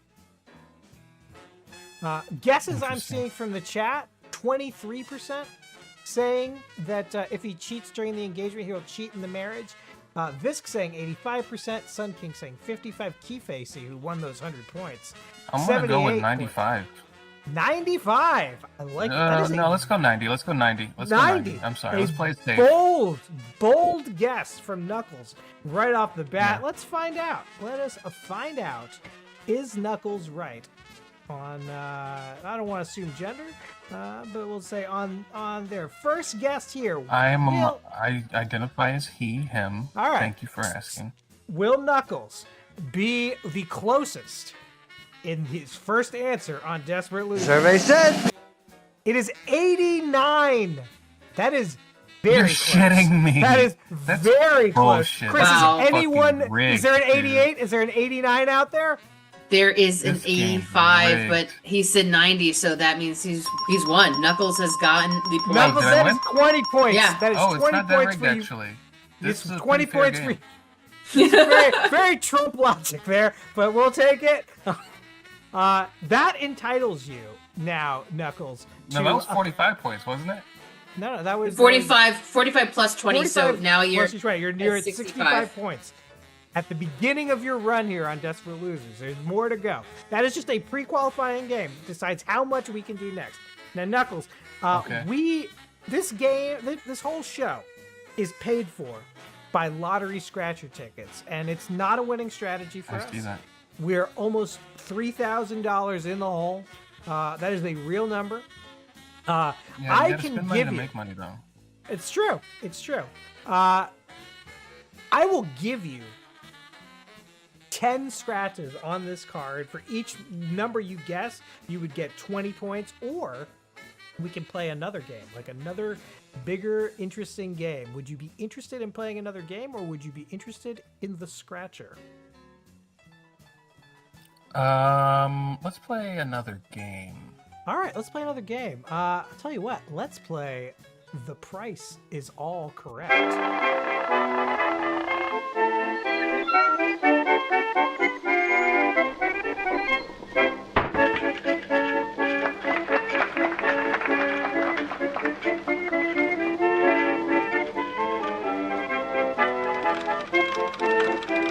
I'm noticing some typos in your graphics here. Some what? I'm noticing some typos in your graphics. Yeah, there's typos. Don't worry about the typos. This is the old-timey game. Oh, all correct. Correct. Yeah, like the Okay. old-time spelling. That's the old-time I get it spelling. now. That's where OK Holy comes shit, from. that's really good. It's a misspelling of all correct. That's where OK comes from. So this game bears no relation to The Price is Right. I'm going to show you items from the 1902 Sears catalog, and this is open to you. It's also open to the chat. I'm going to let you revise your answer, though, after chat is guessed. That's something that the caller gets, the chat does not get. Whoever is closest to guessing the price of an item without going over, will win points. We'll look at 3 items, and then you'll get to decide whether you want to play an extremely challenging bonus game. Are you ready to play? Yeah. How long have you guys been doing this? 100 years. Yeah, 100 years. That's Chris, not that 100 long. We've been doing it for 74 years. Yeah. 74 Yeah. Earth years. Okay, well. Yeah. All right, here you go. Impressive. Our first item on The Price is All Correct is the ladies' automobile coat.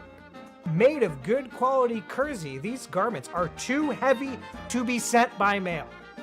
Velvet collar stitched lapels, 3 rows of stitching in the front, on the bottom of the garment, pointed yoke in the front and the back, fly front, lined waist, only with black satin side pockets and cuffs on sleeves.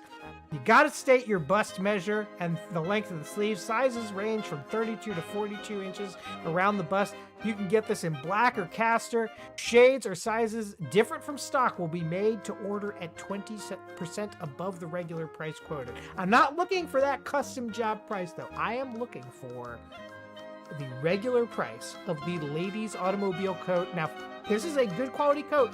Too heavy to come in the regular mail. This has Too to go heavy freight. for the mail. Yeah, I noticed that as well, Junior Milkshake. That's a very important detail. Yeah. If I'd it's like that to- heavy, you know it's that good shit. I'd also like to include the detail, though, that kersey is a kind of coarse wool that was generally used for outerwear, and it was not considered extremely high end. This is not a kind of woven wool that a super wealthy person would wear, although it is quite warm. Yeah. I'll give you some points of reference, because longtime viewers of the show will know this. In the 1902 Sears catalog, a castrating knife cost $1, and a windmill cost $34. So that should give you a sense of how much somewhere $34. somewhere between a castrating knife and a windmill. Maybe, I don't know. It is too heavy to put in the mail. What does that even mean? Didn't they shipped donkeys by train? So why is the coat too heavy? Well, no, it goes by train. You have to show up at the train depot to pick it up. Your regular postman will not take this coat to your house. Okay. Yeah. Copy so, that. Make sure if you're buying a windmill, throw a lady's automobile coat under the order. That's... Make only one trip to the train station. Exactly. You don't want to be going back and forth to the train station, Get it done in one. What are some of the guesses we've seen so far, Chris? Oh, we've got guesses everywhere from $3.25 all the way up to a pricey $5.25. Ooh, $5.25. Knuckles, what are you thinking? How much you thinking the ladies' automobile coat goes for? Vince coming in with $11. That's our new high. Well, milkshake and creature. I'm not gonna lie to you here. I tried to Google it. I was gonna do y'all dirty. But I couldn't really find I don't know the keywords to search for this specific. Yeah, I don't know that you'll find it. I scanned this from an cost? actual catalog. I don't know that this is on the internet. So I'm gonna go with my closest tangible experience with ordering things out of a catalog like this, which is Red Dead Redemption. Yes. Now, in Red Dead Redemption 2, you can buy coats for, a number of different prices. I believe the average price for a nice coat, probably about $15, $20 bucks. Wow, now, that was a nice coat. Yeah. Yeah, that was a nice one, though. So you're telling me this wool is not good. It's not the good not the greatest, but not bad. This coat is meant to be worn in an automobile. And at this point, the automobile would have been open topped. You would have been getting real dusty. This is a coat meant to protect your finery.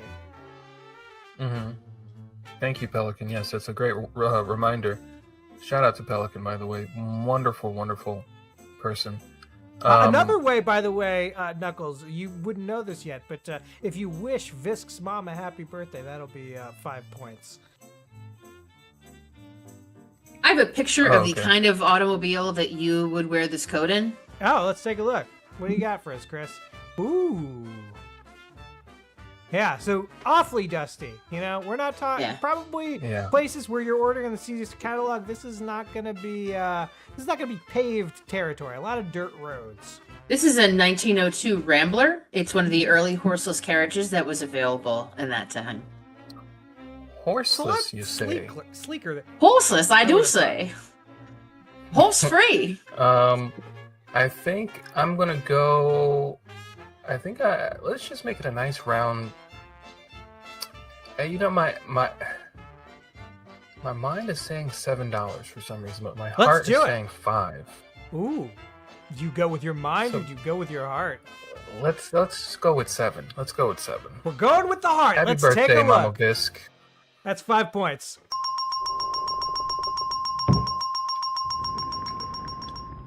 It is $12.50. Chris, who is closest without going over? It's the birthday boy's son. Birthday himself, woman's Mr. son. Visk. Yeah. Birthday, right. Birthday woman's son. Confusing. Visk, you're getting points. And it's going to be 20 because it's double time. It's going to be 20. Excellent work, Visk. Let's take a look at the next item, shall we? Right. Our next item for you is the upright parlor grand piano. Such value has never been known before. A marvel of marvels. A perfect piano, guaranteed to last a lifetime. Full-size piano in mahogany, burl, walnut finish. Measures 4'7" by 2'3" by 61 inches, and it weighs 800 pounds. The case is very pleasing in design, Knuckles, and made carefully of selected hard rock maple. The action is a very durable construction. Otherwise, we could not guarantee our instruments as we do for 25 years. The hammers and felts are of superior quality and are very responsive to the touch.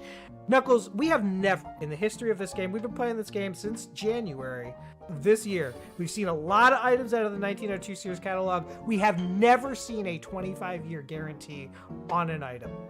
That is a bold claim. This is an 800-pound piano. It would cost Sears a lot of fucking money to move this piano or to fix it. So that's a bold claim.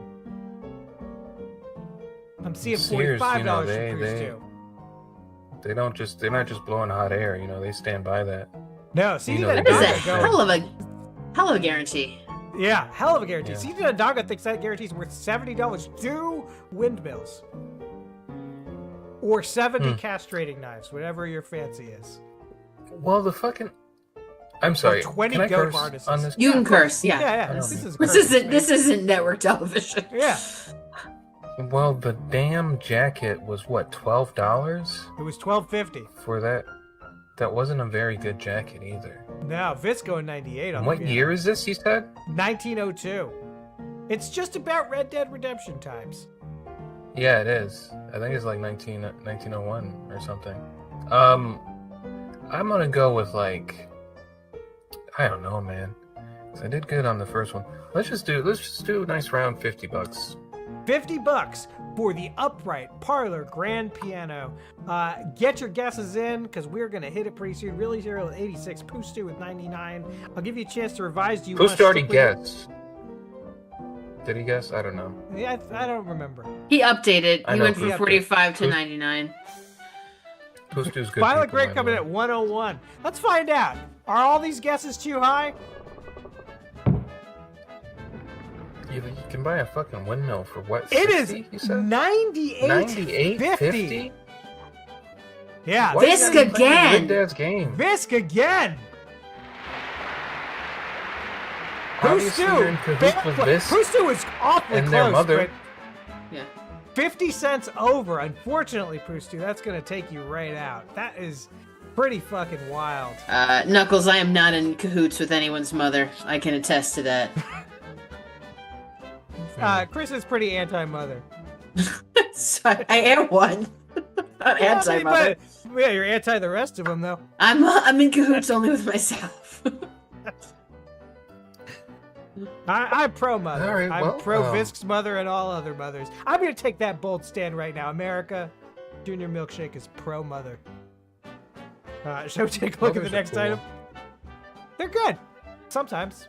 Most of the time. I don't even know. I can't qualitatively assess mother. Let's take a look at the next item. The reliable worm syrup. You can save your children from much suffering. In many cases, their lives, Knuckles. No other disease is so fatal to children as worms. Unfortunately, they are seldom free from them.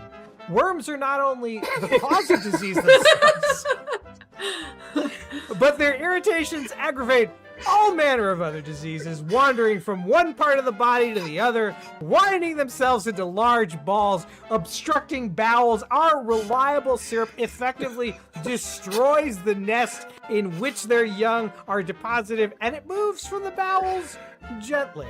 The reliable worm syrup, which cures many a worm loused child.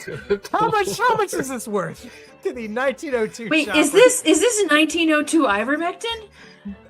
It is 1902 ivermectin. Yes, well, you see, Chris, in 1902, children were seldom free from worms. Seldom free. You would They find almost always almost all of them. Every child, you turn a child over, worms. You know, Oh coming my out God. the mouth, coming out the rear, a child is festooned with worms in 1908. Festooned? Overflowing with worms. Yeah. Oh my God. Bewormed. It's Gosh. funny. There's actually there's a Tupperware full of just earthworms on my counter right now, and they all have names. But all the worms are outside of my child. I gotta say, of all of the descriptions that we have ever seen in The Price is All Correct, this is the best one. This is Yeah, I that's my really favorite. had to cut it down to get it to fit in the little space here. You- There's so you- much I had to Oh. remove. I kept in the best bits, but there's so much more description of the ways that worms befoul children. It's so much longer than this. It destroys the nest in which their young are deposited. Yes. Is that how worms work? And moves from the bowels gently. Let's not forget that. That's important. Some of these Yes, other gently. less reliable worm syrups, they don't come out of the bowels all that gently. Visc going with 20 cents. Visc has been the man to beat in What it, and 1902. who was like, man, I love this worm syrup, but it just shit. These kids are shitting out worms right and left. It's really violent. I need to make this a lot more gentle. Yeah, just a I fire just wish hose it of was worms. a little more. I just wish it was a little more gentle on their bowels. Exactly. Yeah. Exactly. Exactly. Their A lot of bowels these. just so agitated. This one did not have this description, but a lot of these patent medicines that we've seen, they get described as perfectly harmless. This one just was not described as perfectly harmless. Just reliable. Oh wait, let's read what's on the packaging. We didn't even look at that. Pleasant to take. No laxative after using. This syrup will be found a superior article. So some of these other worm syrups, you gotta get that laxative chaser to get the worm syrup in, but then you gotta get that laxative to get it to burst out. Not Are you needed saying with this. the worms crawl in, the worms crawl out? I don't think these worms are dead. Their nest is destroyed, Chris. This is a diarrhea milkshake of worms that is coming out of a kid with a reliable worm syrup. Has been moved from the bowels. Yeah, Oh my God. gently. You know. I'm also Okay. like, what does a bowel worm nest look like? I'm just kind of imagining It's like a lot a of bird's twigs nest. and leaves. Yeah, Yeah, that's exactly what it is. Maybe some wire if it's crows. You know what? If you could just get your kid to stop, if your kid could just stop eating twigs and leaves, there would be no nest for the worms to live in. Yeah, I think I did some research. Let me see. I think I may have some further information on childhood worms. Oh, because I need I feel all like the I looked it information. up to see because I was like kind of shocked at this claim that most children had worms. Did you find anything, Chris? No, I was trying to figure out if ivermectin just changed its name from reliable worm syrup. Oh. So what's your guess? What's your guess here? I mean, if all these kids have worms, it's got to be reasonably priced, right? Yeah. Well, we've this seen one's medicines gentle on the cost. bowels. We've seen medicines cost anywhere from like 25 cents to $1 in some cases. Really? Yeah, I was but gonna the other say. thing too is like I a was child. gonna say like. Oh, go. I'm sorry. I didn't mean to. Oh no, you're good. I was gonna say, a dying child full of worms, you'll pay anything to get those worms out of that kid. I actually found the worm syrup before it was bought out by Sears. It used to be called Blair's Reliable Worm Syrup, which refers to itself as a vermifuge. Huh. It also it cures worm fever. Wow. I wonder what worm fever is. There's so much, Chris. What's worm fever? Prevents What is worm fits. fits? Yeah, that's what I don't know. What's a worm I'm fit? gonna say this to anyone watching right now. If you write us a book report on worm fever and worm syrup, 50 points. I want the information. Call in with the book report. If you give us a good book report and we like it, 50 points. I also we are- enjoy that. Violent Grin, we are not in the Halloween episode. Next week, we are having the After Halloween Bargain Bin special. We're going to have In the Shadows back on to do some tarot reading with us. It's going to be a great episode. I haven't said this yet, but I'll just go ahead and say this. This is going to be a very special episode because your points accrue from episode to episode. But we're going to have a within episode points leaderboard for the Halloween special, and the person who wins the Halloween episode is going to win a special prize from the bargain bin of a spirit that I'll go to after Halloween is over. I would also like to loop back really quick to the worm syrup.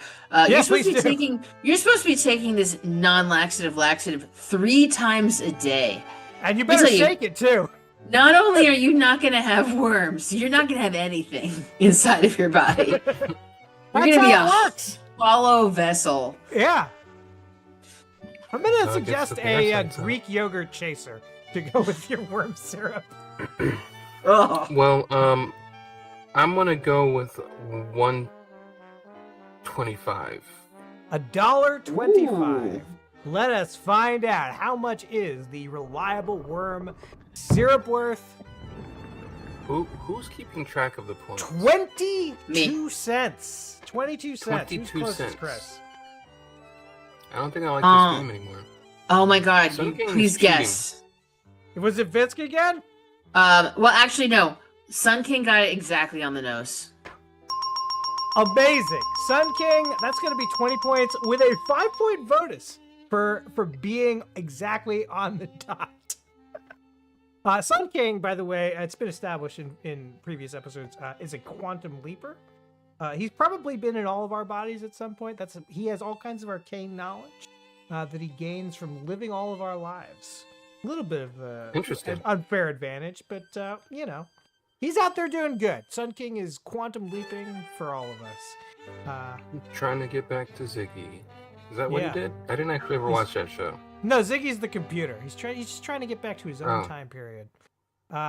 So we are done with regular play in this game. Now there is a bonus game. These are very hard. This will be for you and you only. You'll have to wager some points, and you can either lose them or you can double them. And Knuckles, just so you have a heads up, you currently have 70 points. That's 7-0. 7-0 points, Knuckles. Let's take a look. Thank you. Thank you, And what the Chris. bonus game is, and you can make a decision. So the bonus game is Big Butter and Eggman, America's grand guessing game of groceries. This will be like a multiple choice kind of thing. I'm going to show you an item, and it might not be in 1902 exactly, although it might be. And you will tell me, there'll be 3 choices, and you'll pick the one that is the correct price. If you get it wrong, you'll lose the points you wager, but if you get it right, you will double the points you wager, Knuckles. Would you like to play Big Butter and Eggman? I'm not gonna lie to you, Junior Milkshake. I zoned out there for a little bit. I was reading the comment that Sun King said I had a cool name and I'm a good caller, and it made me feel nice. And I didn't hear all the rules, but you know what? I come from Rat Cousin Neighborhood, and in Rat Cousin Neighborhood, we go big or we go home. And I can't actually go home because the neighborhood Because is you probably closed are home. right now. All right. Yes. So I'm betting everything. Let's play. You're betting it all. Let's take a look.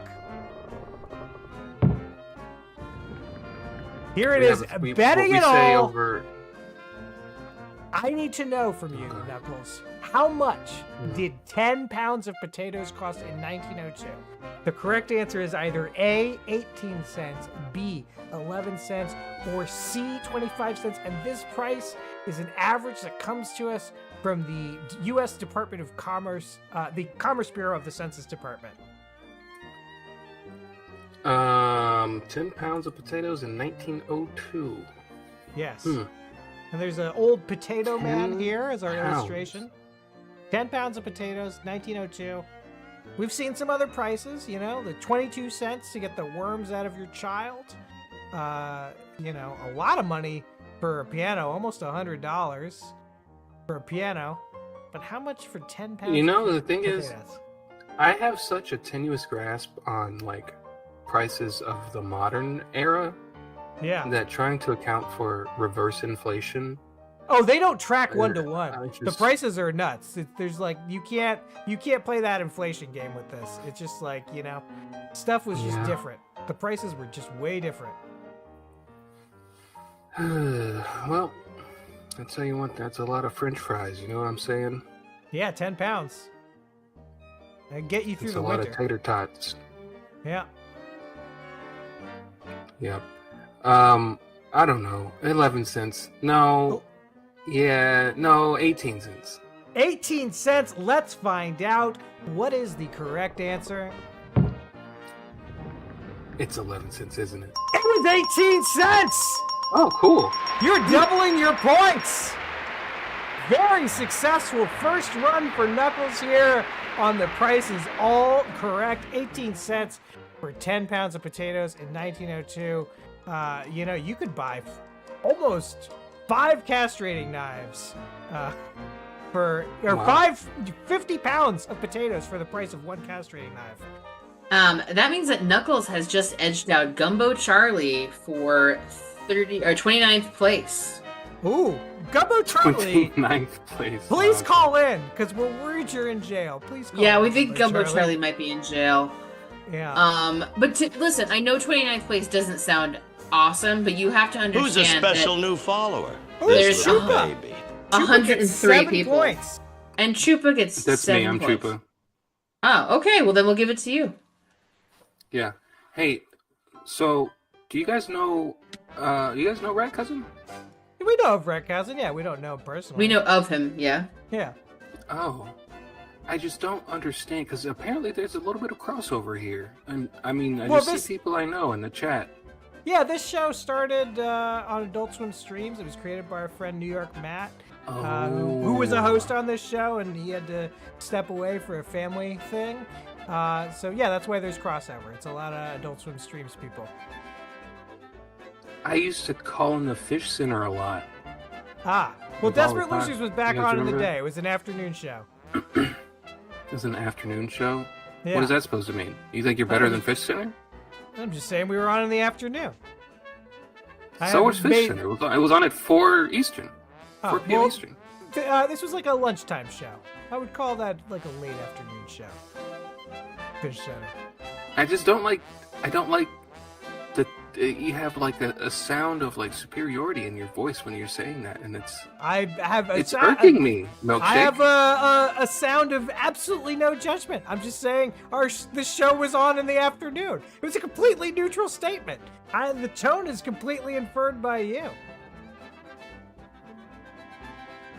I don't know if What the can I do with afternoon my is. points? Well, let's see. You have. I'm sorry, current- no, Chris, go ahead. What were you saying? Oh, I was just gonna say, I feel like the afternoon is like not exactly prime time there. Yeah. You've got 145 points. So if we look at the old prize wall, you have some options. Desperate losers. Prize wall. Hachi, mama, these prizes are the tits. So you could get yourself a filthy ad or any ad of your choosing in our countdown. That is the only prize that you currently qualify for. If I'm But being you, 100% honest, that's the yeah. only prize I actually want. All right. All right. Well, you can email well- your text to our email address, desperatelosers2@aol.com. Somebody snuck in there and got Y'all have Desperate an Losers. AOL? Yeah, you don't have an AOL email? That's not the best email to have? We were gonna have a what is- Hotmail, but it seemed like it was too highfalutin. No, we have DesperateLosers.AOL.com. One, we just we lost the password. password. Yeah. So if you want to reach course. us, it's got to be at DesperateLosers2@AOL.com. Okay. That threw me off so much. I had another question. No, I don't. What is the countdown? I don't even know what that is. I'm sorry. I'm So just trying in to the get caught up countdown on to the everything. show, we have a bunch of ads that are kind of like, the kind of little still ads you would sort of normally see in public access back in the day. Okay. Yeah. All right. Well, it's So been you just fun, I email guess. I me don't what know. you want your ad to be about, and we'll make you an ad. Yeah, I will absolutely do that. You said Desperate Losers 2. At AOL.com. That's DESP. Spelled the normal way. R. Just put it into spell check and let A.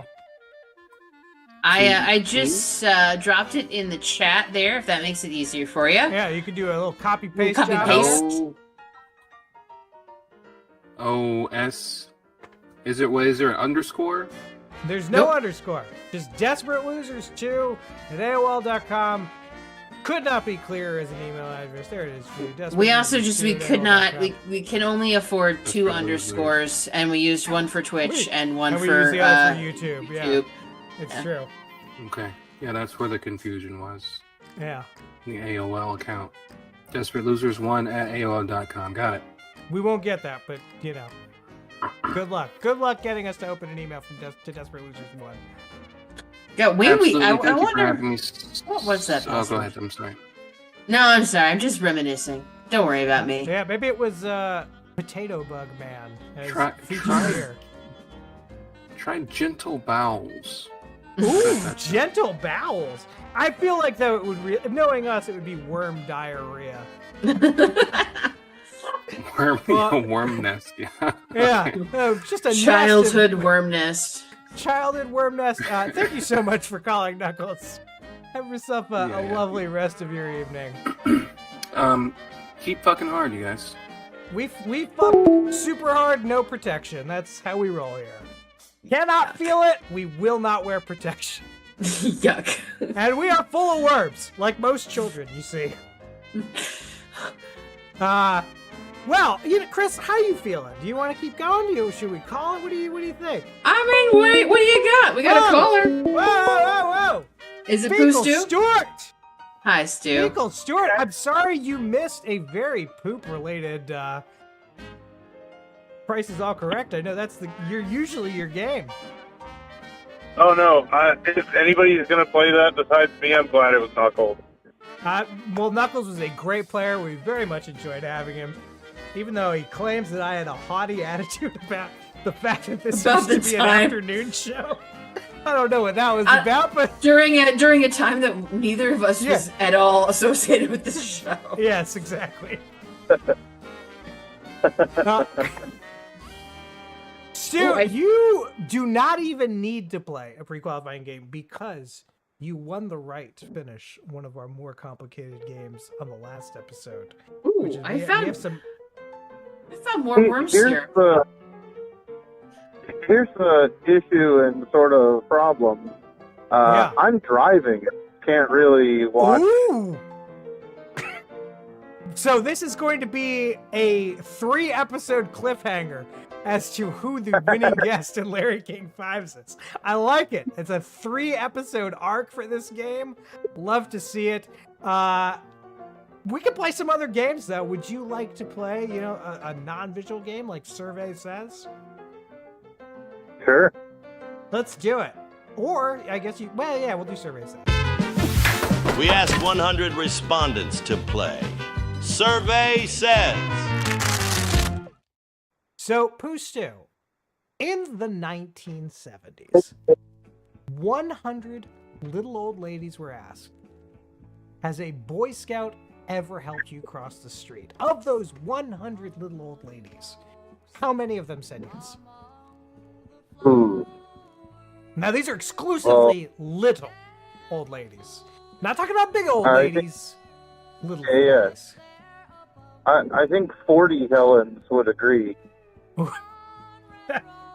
I like it. You know what I would love to see, though? A Boy Scout try to help Mama D across the street. She would pistol whip Mama D would drag that child across the street. There's, Mama D does not need a Boy Scout's help across the street. She was great. Oh, she's the best. As soon as I met her, I was just like, how do I get her on the show? Did you meet her in Alaska? I met her in Alaska. I had a shootout there. Yeah. Wow. Yeah. So you put the Alaska. I did. I am the person who. We have not gotten any phone calls from Alaska yet, but I'm hopeful we will. But yeah, I'm the reason for the season with Mama D. She was so good. I'm a little bit hoping it becomes a semi-regular thing that we get her on to give Brooklyn hipsters. She be on every other episode. Yeah. If you can get her.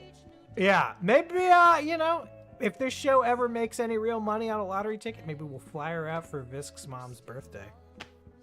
Oh, wow. We are delight. gonna actually do a blowout for Visk's mom's birthday. You know, we gotta do something. It'll be like our, you know, it's not quite our year-long anniversary. It'll be a little bit after that, but it's close enough that we could call it like our 1 year anniversary of the new Desperate Losers. What? So in the 1970s, Pooh-Stew, 100 little old ladies asked, Boy Scout ever helped you cross the street? Your answer is 40? Yes. All right. Chat, get your answers in because we're going to reveal this. If you have not guessed, please get them in. Chris going deep on worm syrup. You know, Chris loves a good diarrhea story. And if there's worms involved... What can I say? What can you say? I'm learning so much. Maybe you should write the book report. I know, right? I'm gonna come back with some. I feel like I should bring the worms over right now. Yeah. I have worms nearby. Well, tell me right now, Chris. Should we cancel In the Shadows? Should we just replace this with a worm diarrhea special? I don't know. We can. I love when she's on. Yeah. All right. So, Rainbow Astronaut. Is that a first-time chatter? No. Rainbow's been with us before, but I am glad to see them back. Welcome back, Rainbow Astronaut. You can call in. Yeah, call in. Well, Chris, I don't know. What's your feeling on tonight? You wanna motor through, do a longer episode? We can do a little bit longer. I'm we here. Can do it. Stu, you sticking with 40? Yeah. All right, let's find out. The survey said 7. Only 7 little old ladies were helped across the street by a Boy Scout. Boy Scouts deficient in their duties in the 1970s. Who was closest, Chris? Nobody guessed. Nobody guessed. So Pooh-Stew with 40 wins by default. Stu, I love it. I love this for you. We got to give you the prize of going on to something else. I feel like a scratcher would kind of be a waste with you driving, though, because you can't see what we're doing. And we have not played this game yet. Would you like to play a little game of How Did They Die? Oh, wait a second. Hold on. Pelican is saying that Pelican guessed 43 and Visk guessed 20. Visk, I will give you 20 points, okay? All right. But you know what? Because we did a little bit of a La La Land on Pooh-Stew, I am still going to give him the next game. We won't give you the points, Pooh-Stew. No, I want Pooh-Stew to have the... No, I want Pooh-Stew to have the points. Fine. You know why? It's not Pooh-Stew points for nothing. No, Chris. No. No points for Pooh-Stew, but this is a life experience. Give him 5 college credits. Okay. Pooh-Stew is our one of our interns on the show. How many college credits equals a college degree? I have to look it up. How many? I don't know. I think it's 51. Didn't he say it's like 102 or something? I don't know. He said before. Yeah, hold on. How many college credits to graduate? Are you asking me? No, I'm asking the internet. It's 120. It's 120 Okay. credits to graduate. 120 credits to graduate. Pooh-Stew, if you're ever in the New York area, you got to do one of these Desperate Losers singles dating videos. I would love to see this I video. need to. Yeah. That'd be great. I need to get set up with another loser. I mean, yeah. Maybe we'll, maybe I'll take it on the road. If next time I go to California, bring the camera. We can do it anywhere. You know. Desperate Losers on the road. I would love to see Desperate Losers on the road. Although I feel like Desperate Losers on the road would just be commuting from one county to the next county over. That's really on brand for us. We can't afford the gas. We're gonna play a little game of How Did They Die? This is only gonna be for Pooh-Stew. So I don't want anyone Googling this. And Pooh-Stew's driving, so we know he cannot Google this. So here we go. I'm gonna hit the intro, Stu, and then we'll tell you about this person on the other side.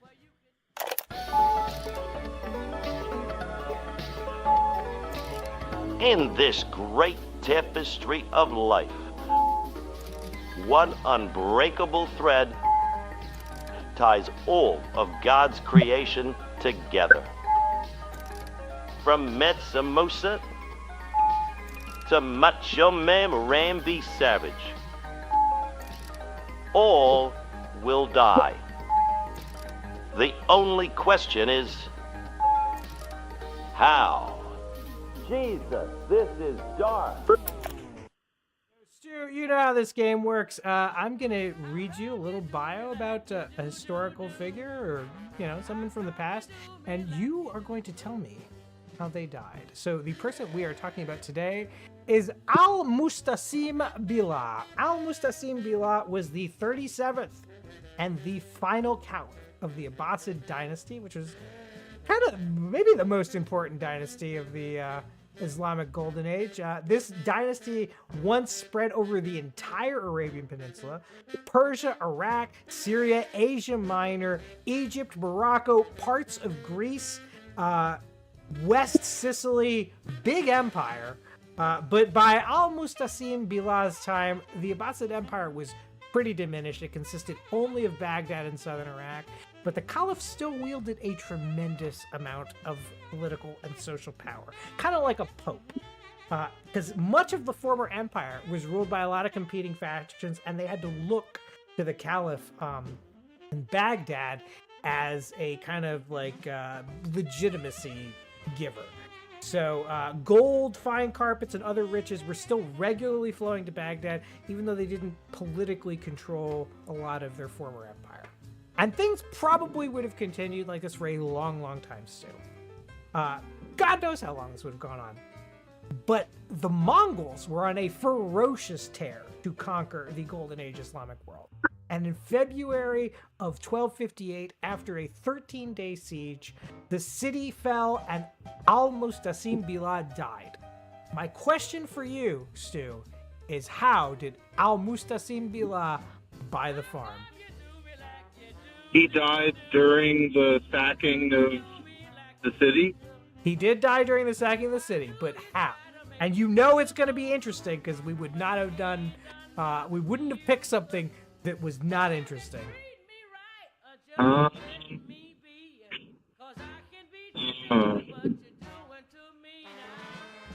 And is it interesting? He killed by the enemy in some really cool way? I don't know if I'd describe it as cool, but he was killed by the Mongols in an interesting way.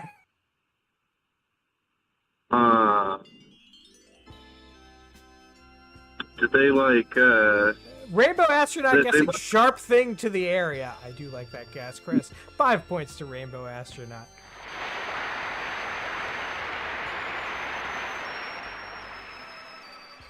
I'm guessing they opened him up and paraded him around town. Ooh!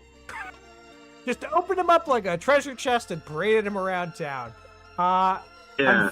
Unfortunately, Stu, it's sort of the opposite. The Mongols did not want to spill royal blood by their own hands because they believed it was bad luck. So they rolled him up in a carpet and they trammeled him with their horses.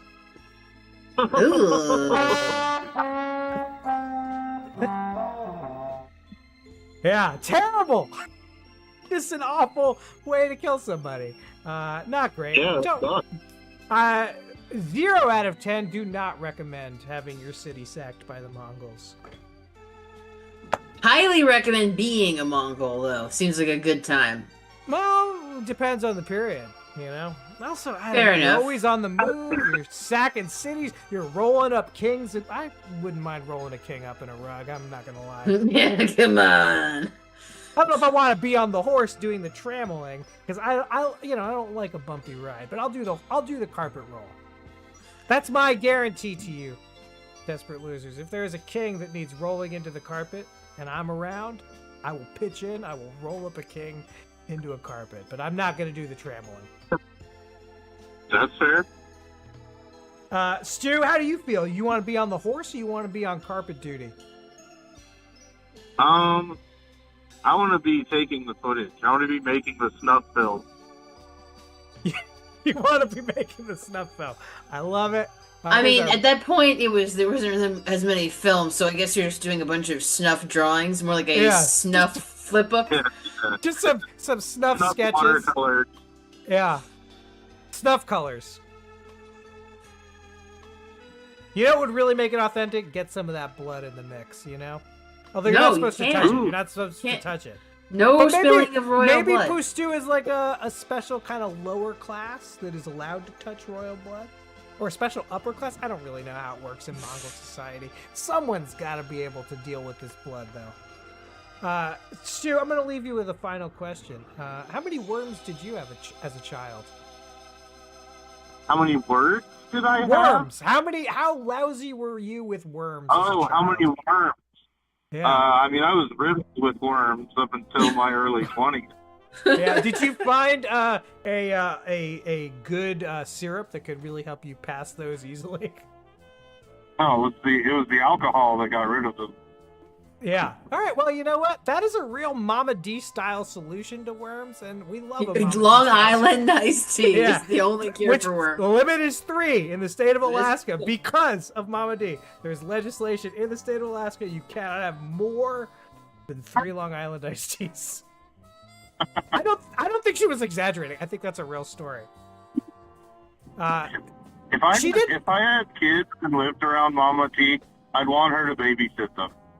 She did not mention this on air, but her old man is the lawyer who got weed legalized in the state of Alaska. Oh, fuck yeah. Yeah, Mama, I would want Mama D is learn really from her. kind of the best. Really the best. Mad respect for Mama D. Stu, any final thoughts you want to leave us with? No, thanks for doing what you do, and We appreciate you. Thank you for calling. all right, later. Bye. Well, we'll leave the line open for a minute. If we get another call, we'll keep going. If not, we'll end it. You legally can actually not order a Long Island iced tea at a distillery. Oh, yeah. In Alaska? Period. Yeah, not in any state. Oh. Why is that? A distillery. I'm sorry. It is in Alaska. A licensed distillery has strict limits for on-premise consumption. They can serve no more than 3 ounces of its product to each person per day. A Long Island iced tea has more than 3 ounces of alcohol in it. Therefore, you cannot serve any Long Island iced teas at a distillery. That is far too technical and boring. I am sorry. Wow, but what's the law called? Is it called Mama D's Law? It's called Mama D's Law. No. It's called Mama D is the best. For one or a crowd. Wow. Keith Facey, call in 917-524-7853. You work the door in Alaska and multiple guns pulled on you. Call in. Maybe let us know if you know Mama D. Mama D is something of a local celebrity, certainly in the 70s in Alaska. Man, Mama D. Mama D is like a character in like a Mark Twain book, you know? She's got that kind of like wild charm. Yeah, no, she does have a wild charm. You know, she feels like the kind of person that would be friends with Adam West. Yes. I don't know why I have that impression. She's kind of like a fable, you know? Like, she's sort of like a living tall tale. Except it's all real. Yeah. Because I've looked her up before, and like, it's just one of those things where it's like, oh, goddamn. You know what? Rest in peace, Adam West. Yes. Rest in peace. Thank you, Vis, for pointing that out. Batman 66, my favorite television show of all time. We'll give a chance to call for another minute. If not, Chris, we'll just end it. Maybe we'll just end it all. Just end it. We'll just end it all. We'll never do. Don't say. Don't say we'll end. Don't hold a knife and say let's end it. We're gonna end it. Let's just end it. Let's just end it. It's over. What are we doing? Let's just end it. Let's at least. Oh, here is a caller. Caller, you're on the air. Who are we talking to? Hi, this is Dara. So, who is this? This is Dara. Dare? Dara. As in drug education resist or drug whatever, resistance education? Yeah, it's like DAR Sarah with a D. I mean, I didn't come up with it, unfortunately. Oh, Dara! Dara! How did you Yes. find us, Dara? Mm-hmm. My friend told me I needed to call this number with no context. With no context. So you don't know what you have just called. Yeah.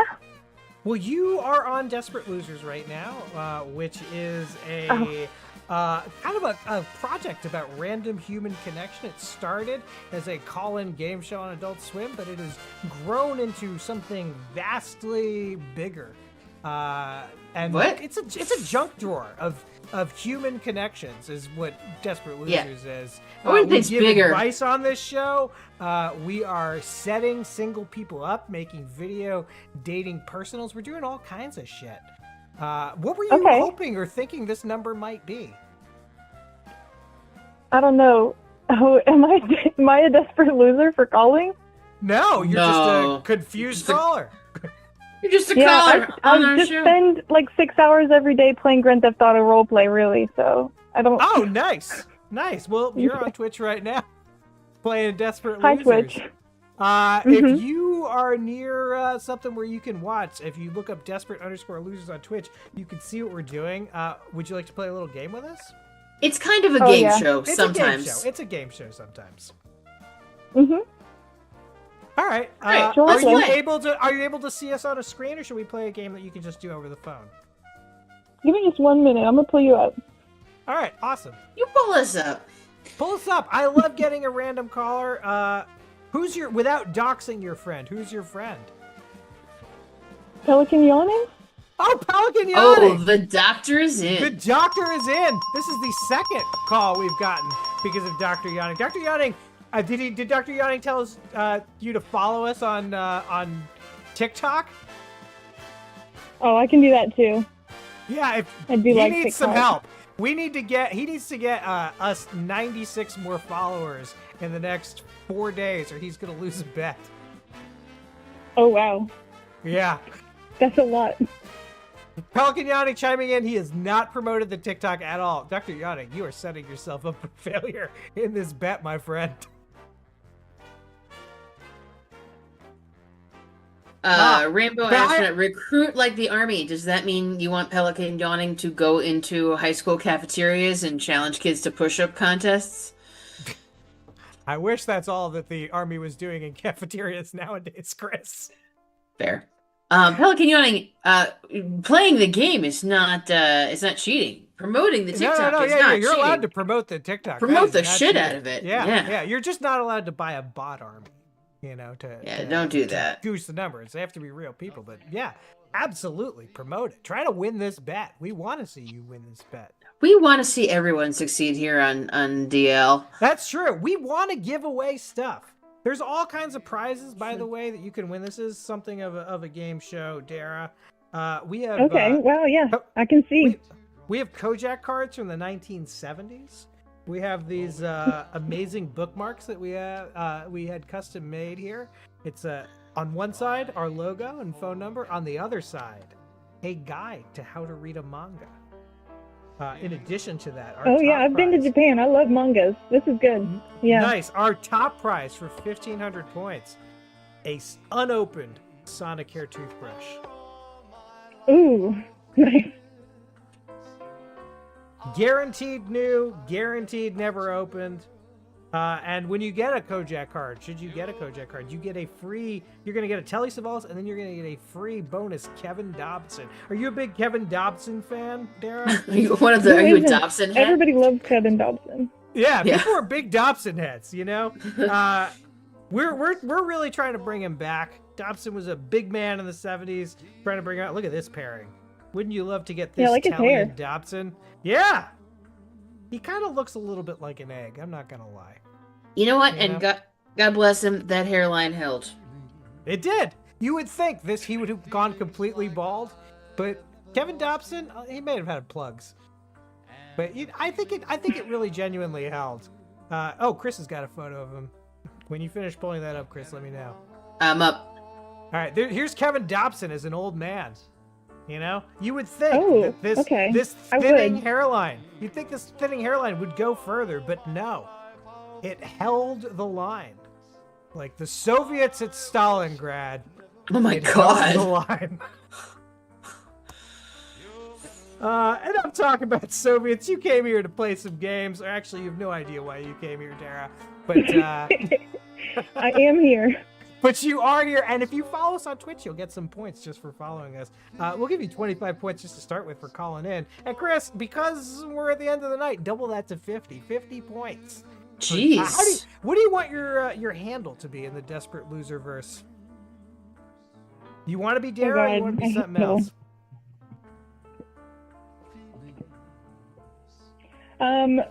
My Twitch user is Queen Saladini, so.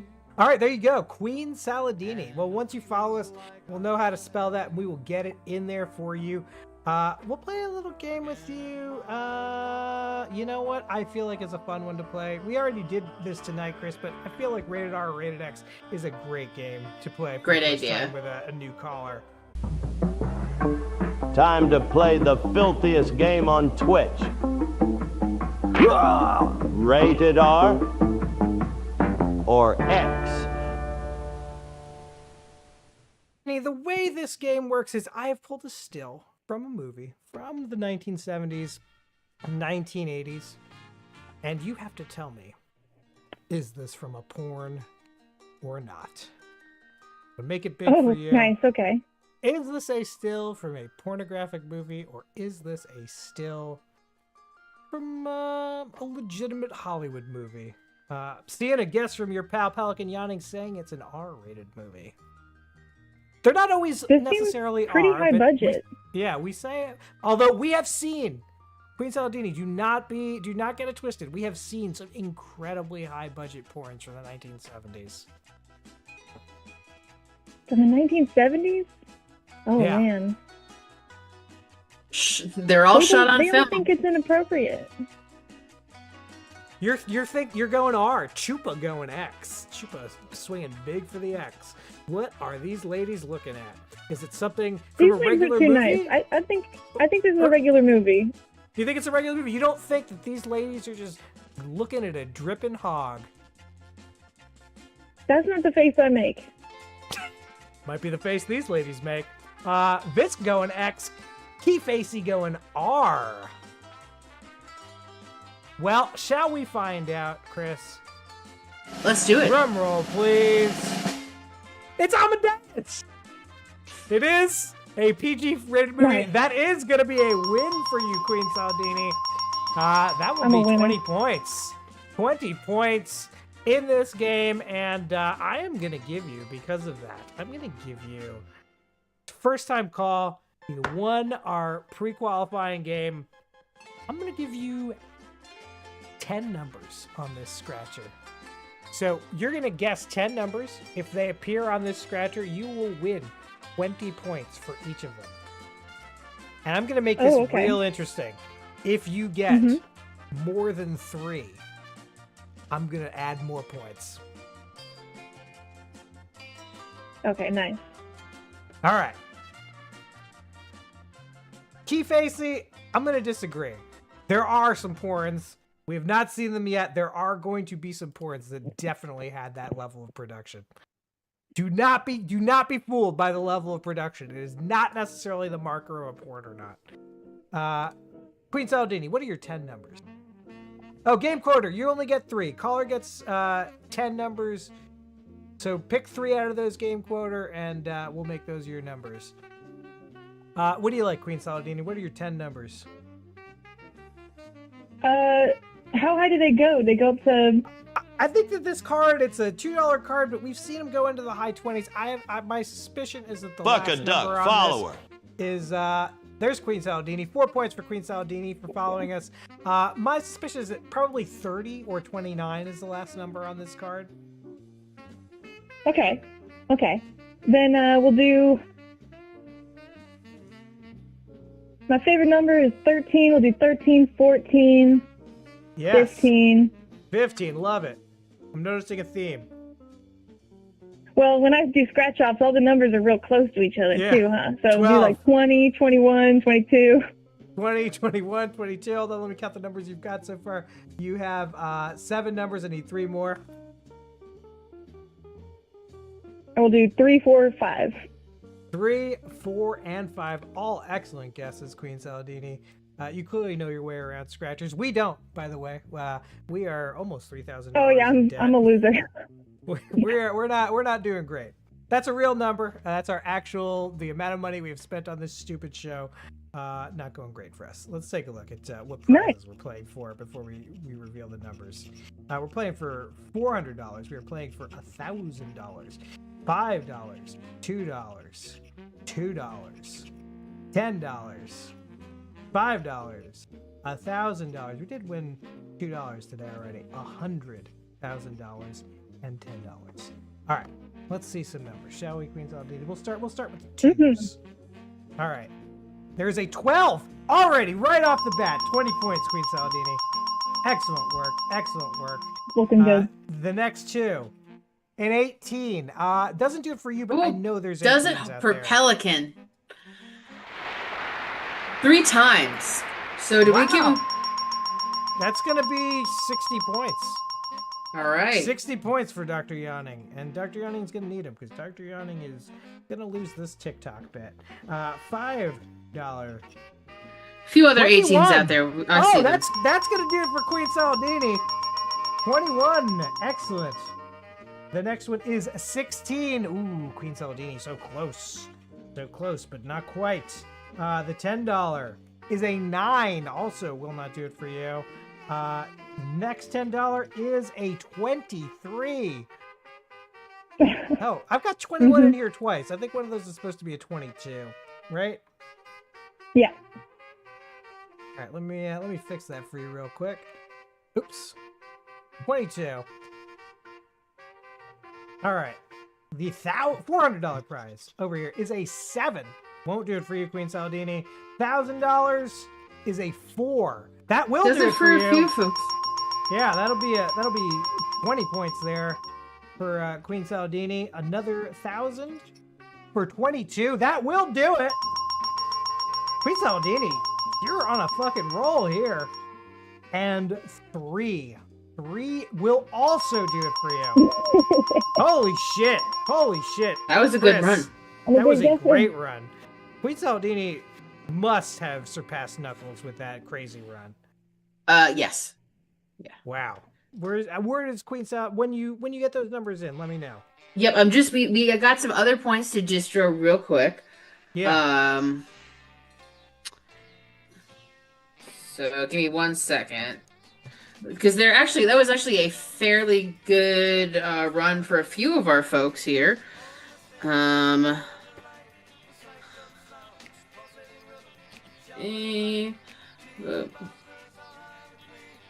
Okay, ooh, CD Dendanga getting over that 200 mark this evening. Dendanga won Rated R, Rated X a little earlier today. Stood against everyone saying it was an R-rated. Went for the X. People were fooled. Dustin needs a win. Yeah, that's right, boy. I'm here getting wins. All right, you can share that board. I don't think our new caller has cracked the top 10, but we can check out. You wouldn't expect that in a first-time call. You definitely would not expect I would that in a not. first-time call. Let's take a look at where we are on the leaderboard.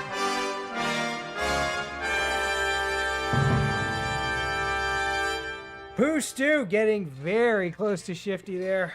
34.96 against Shifty's 43.24. Sun King.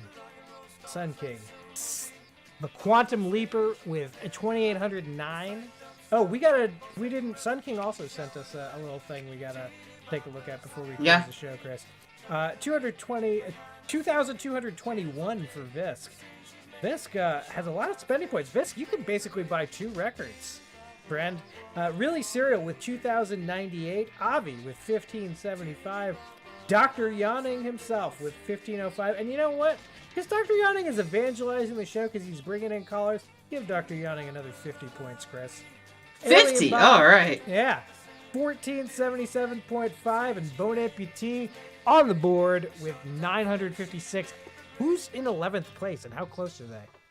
Actually, it is. Hold on. We just gave Pelican another 50 points, so that puts them in 11th place. Oh no! Pelican's in 8th place. Oh, sorry. I Who's forget just that I below just Bone subtract. Amputee? Yeah. Or the Orphans. The Orphans. Ooh. And then Liza VP is right below them. Wow, Liza VP.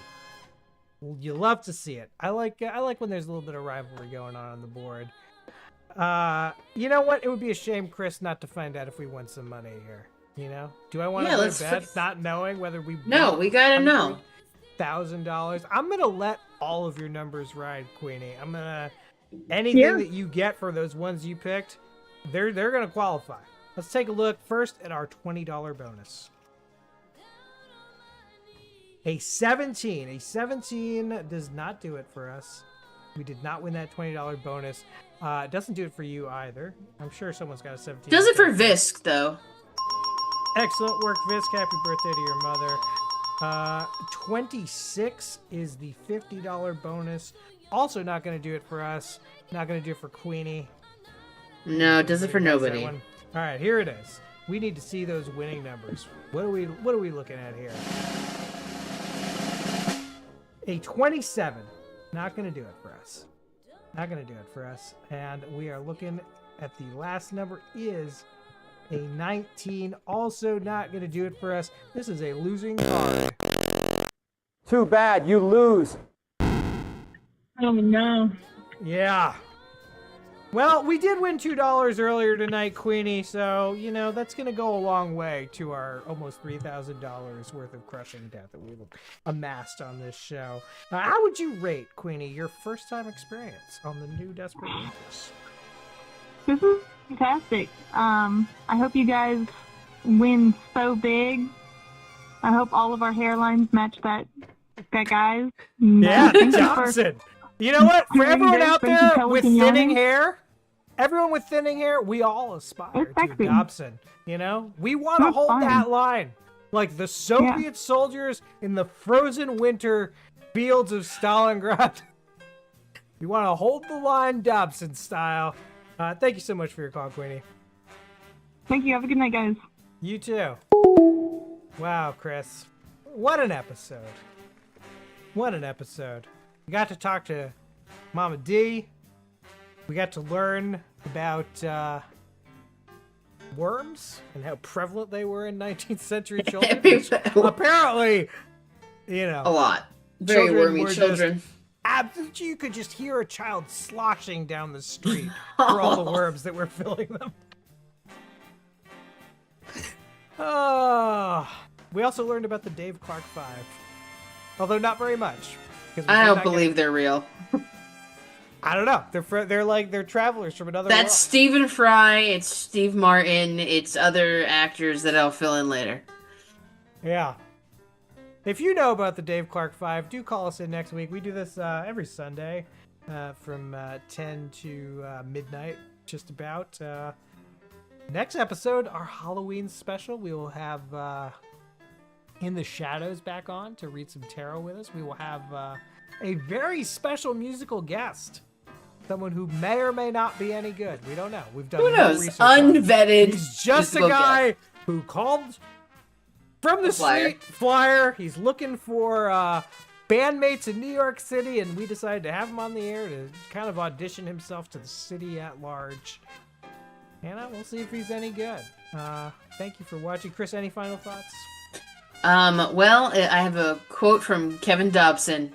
I firmly believe that it's constant work ethic, and belief in yourself and your abilities, and not being afraid to take the next step forward that makes you a success. Thank you for watching, everybody.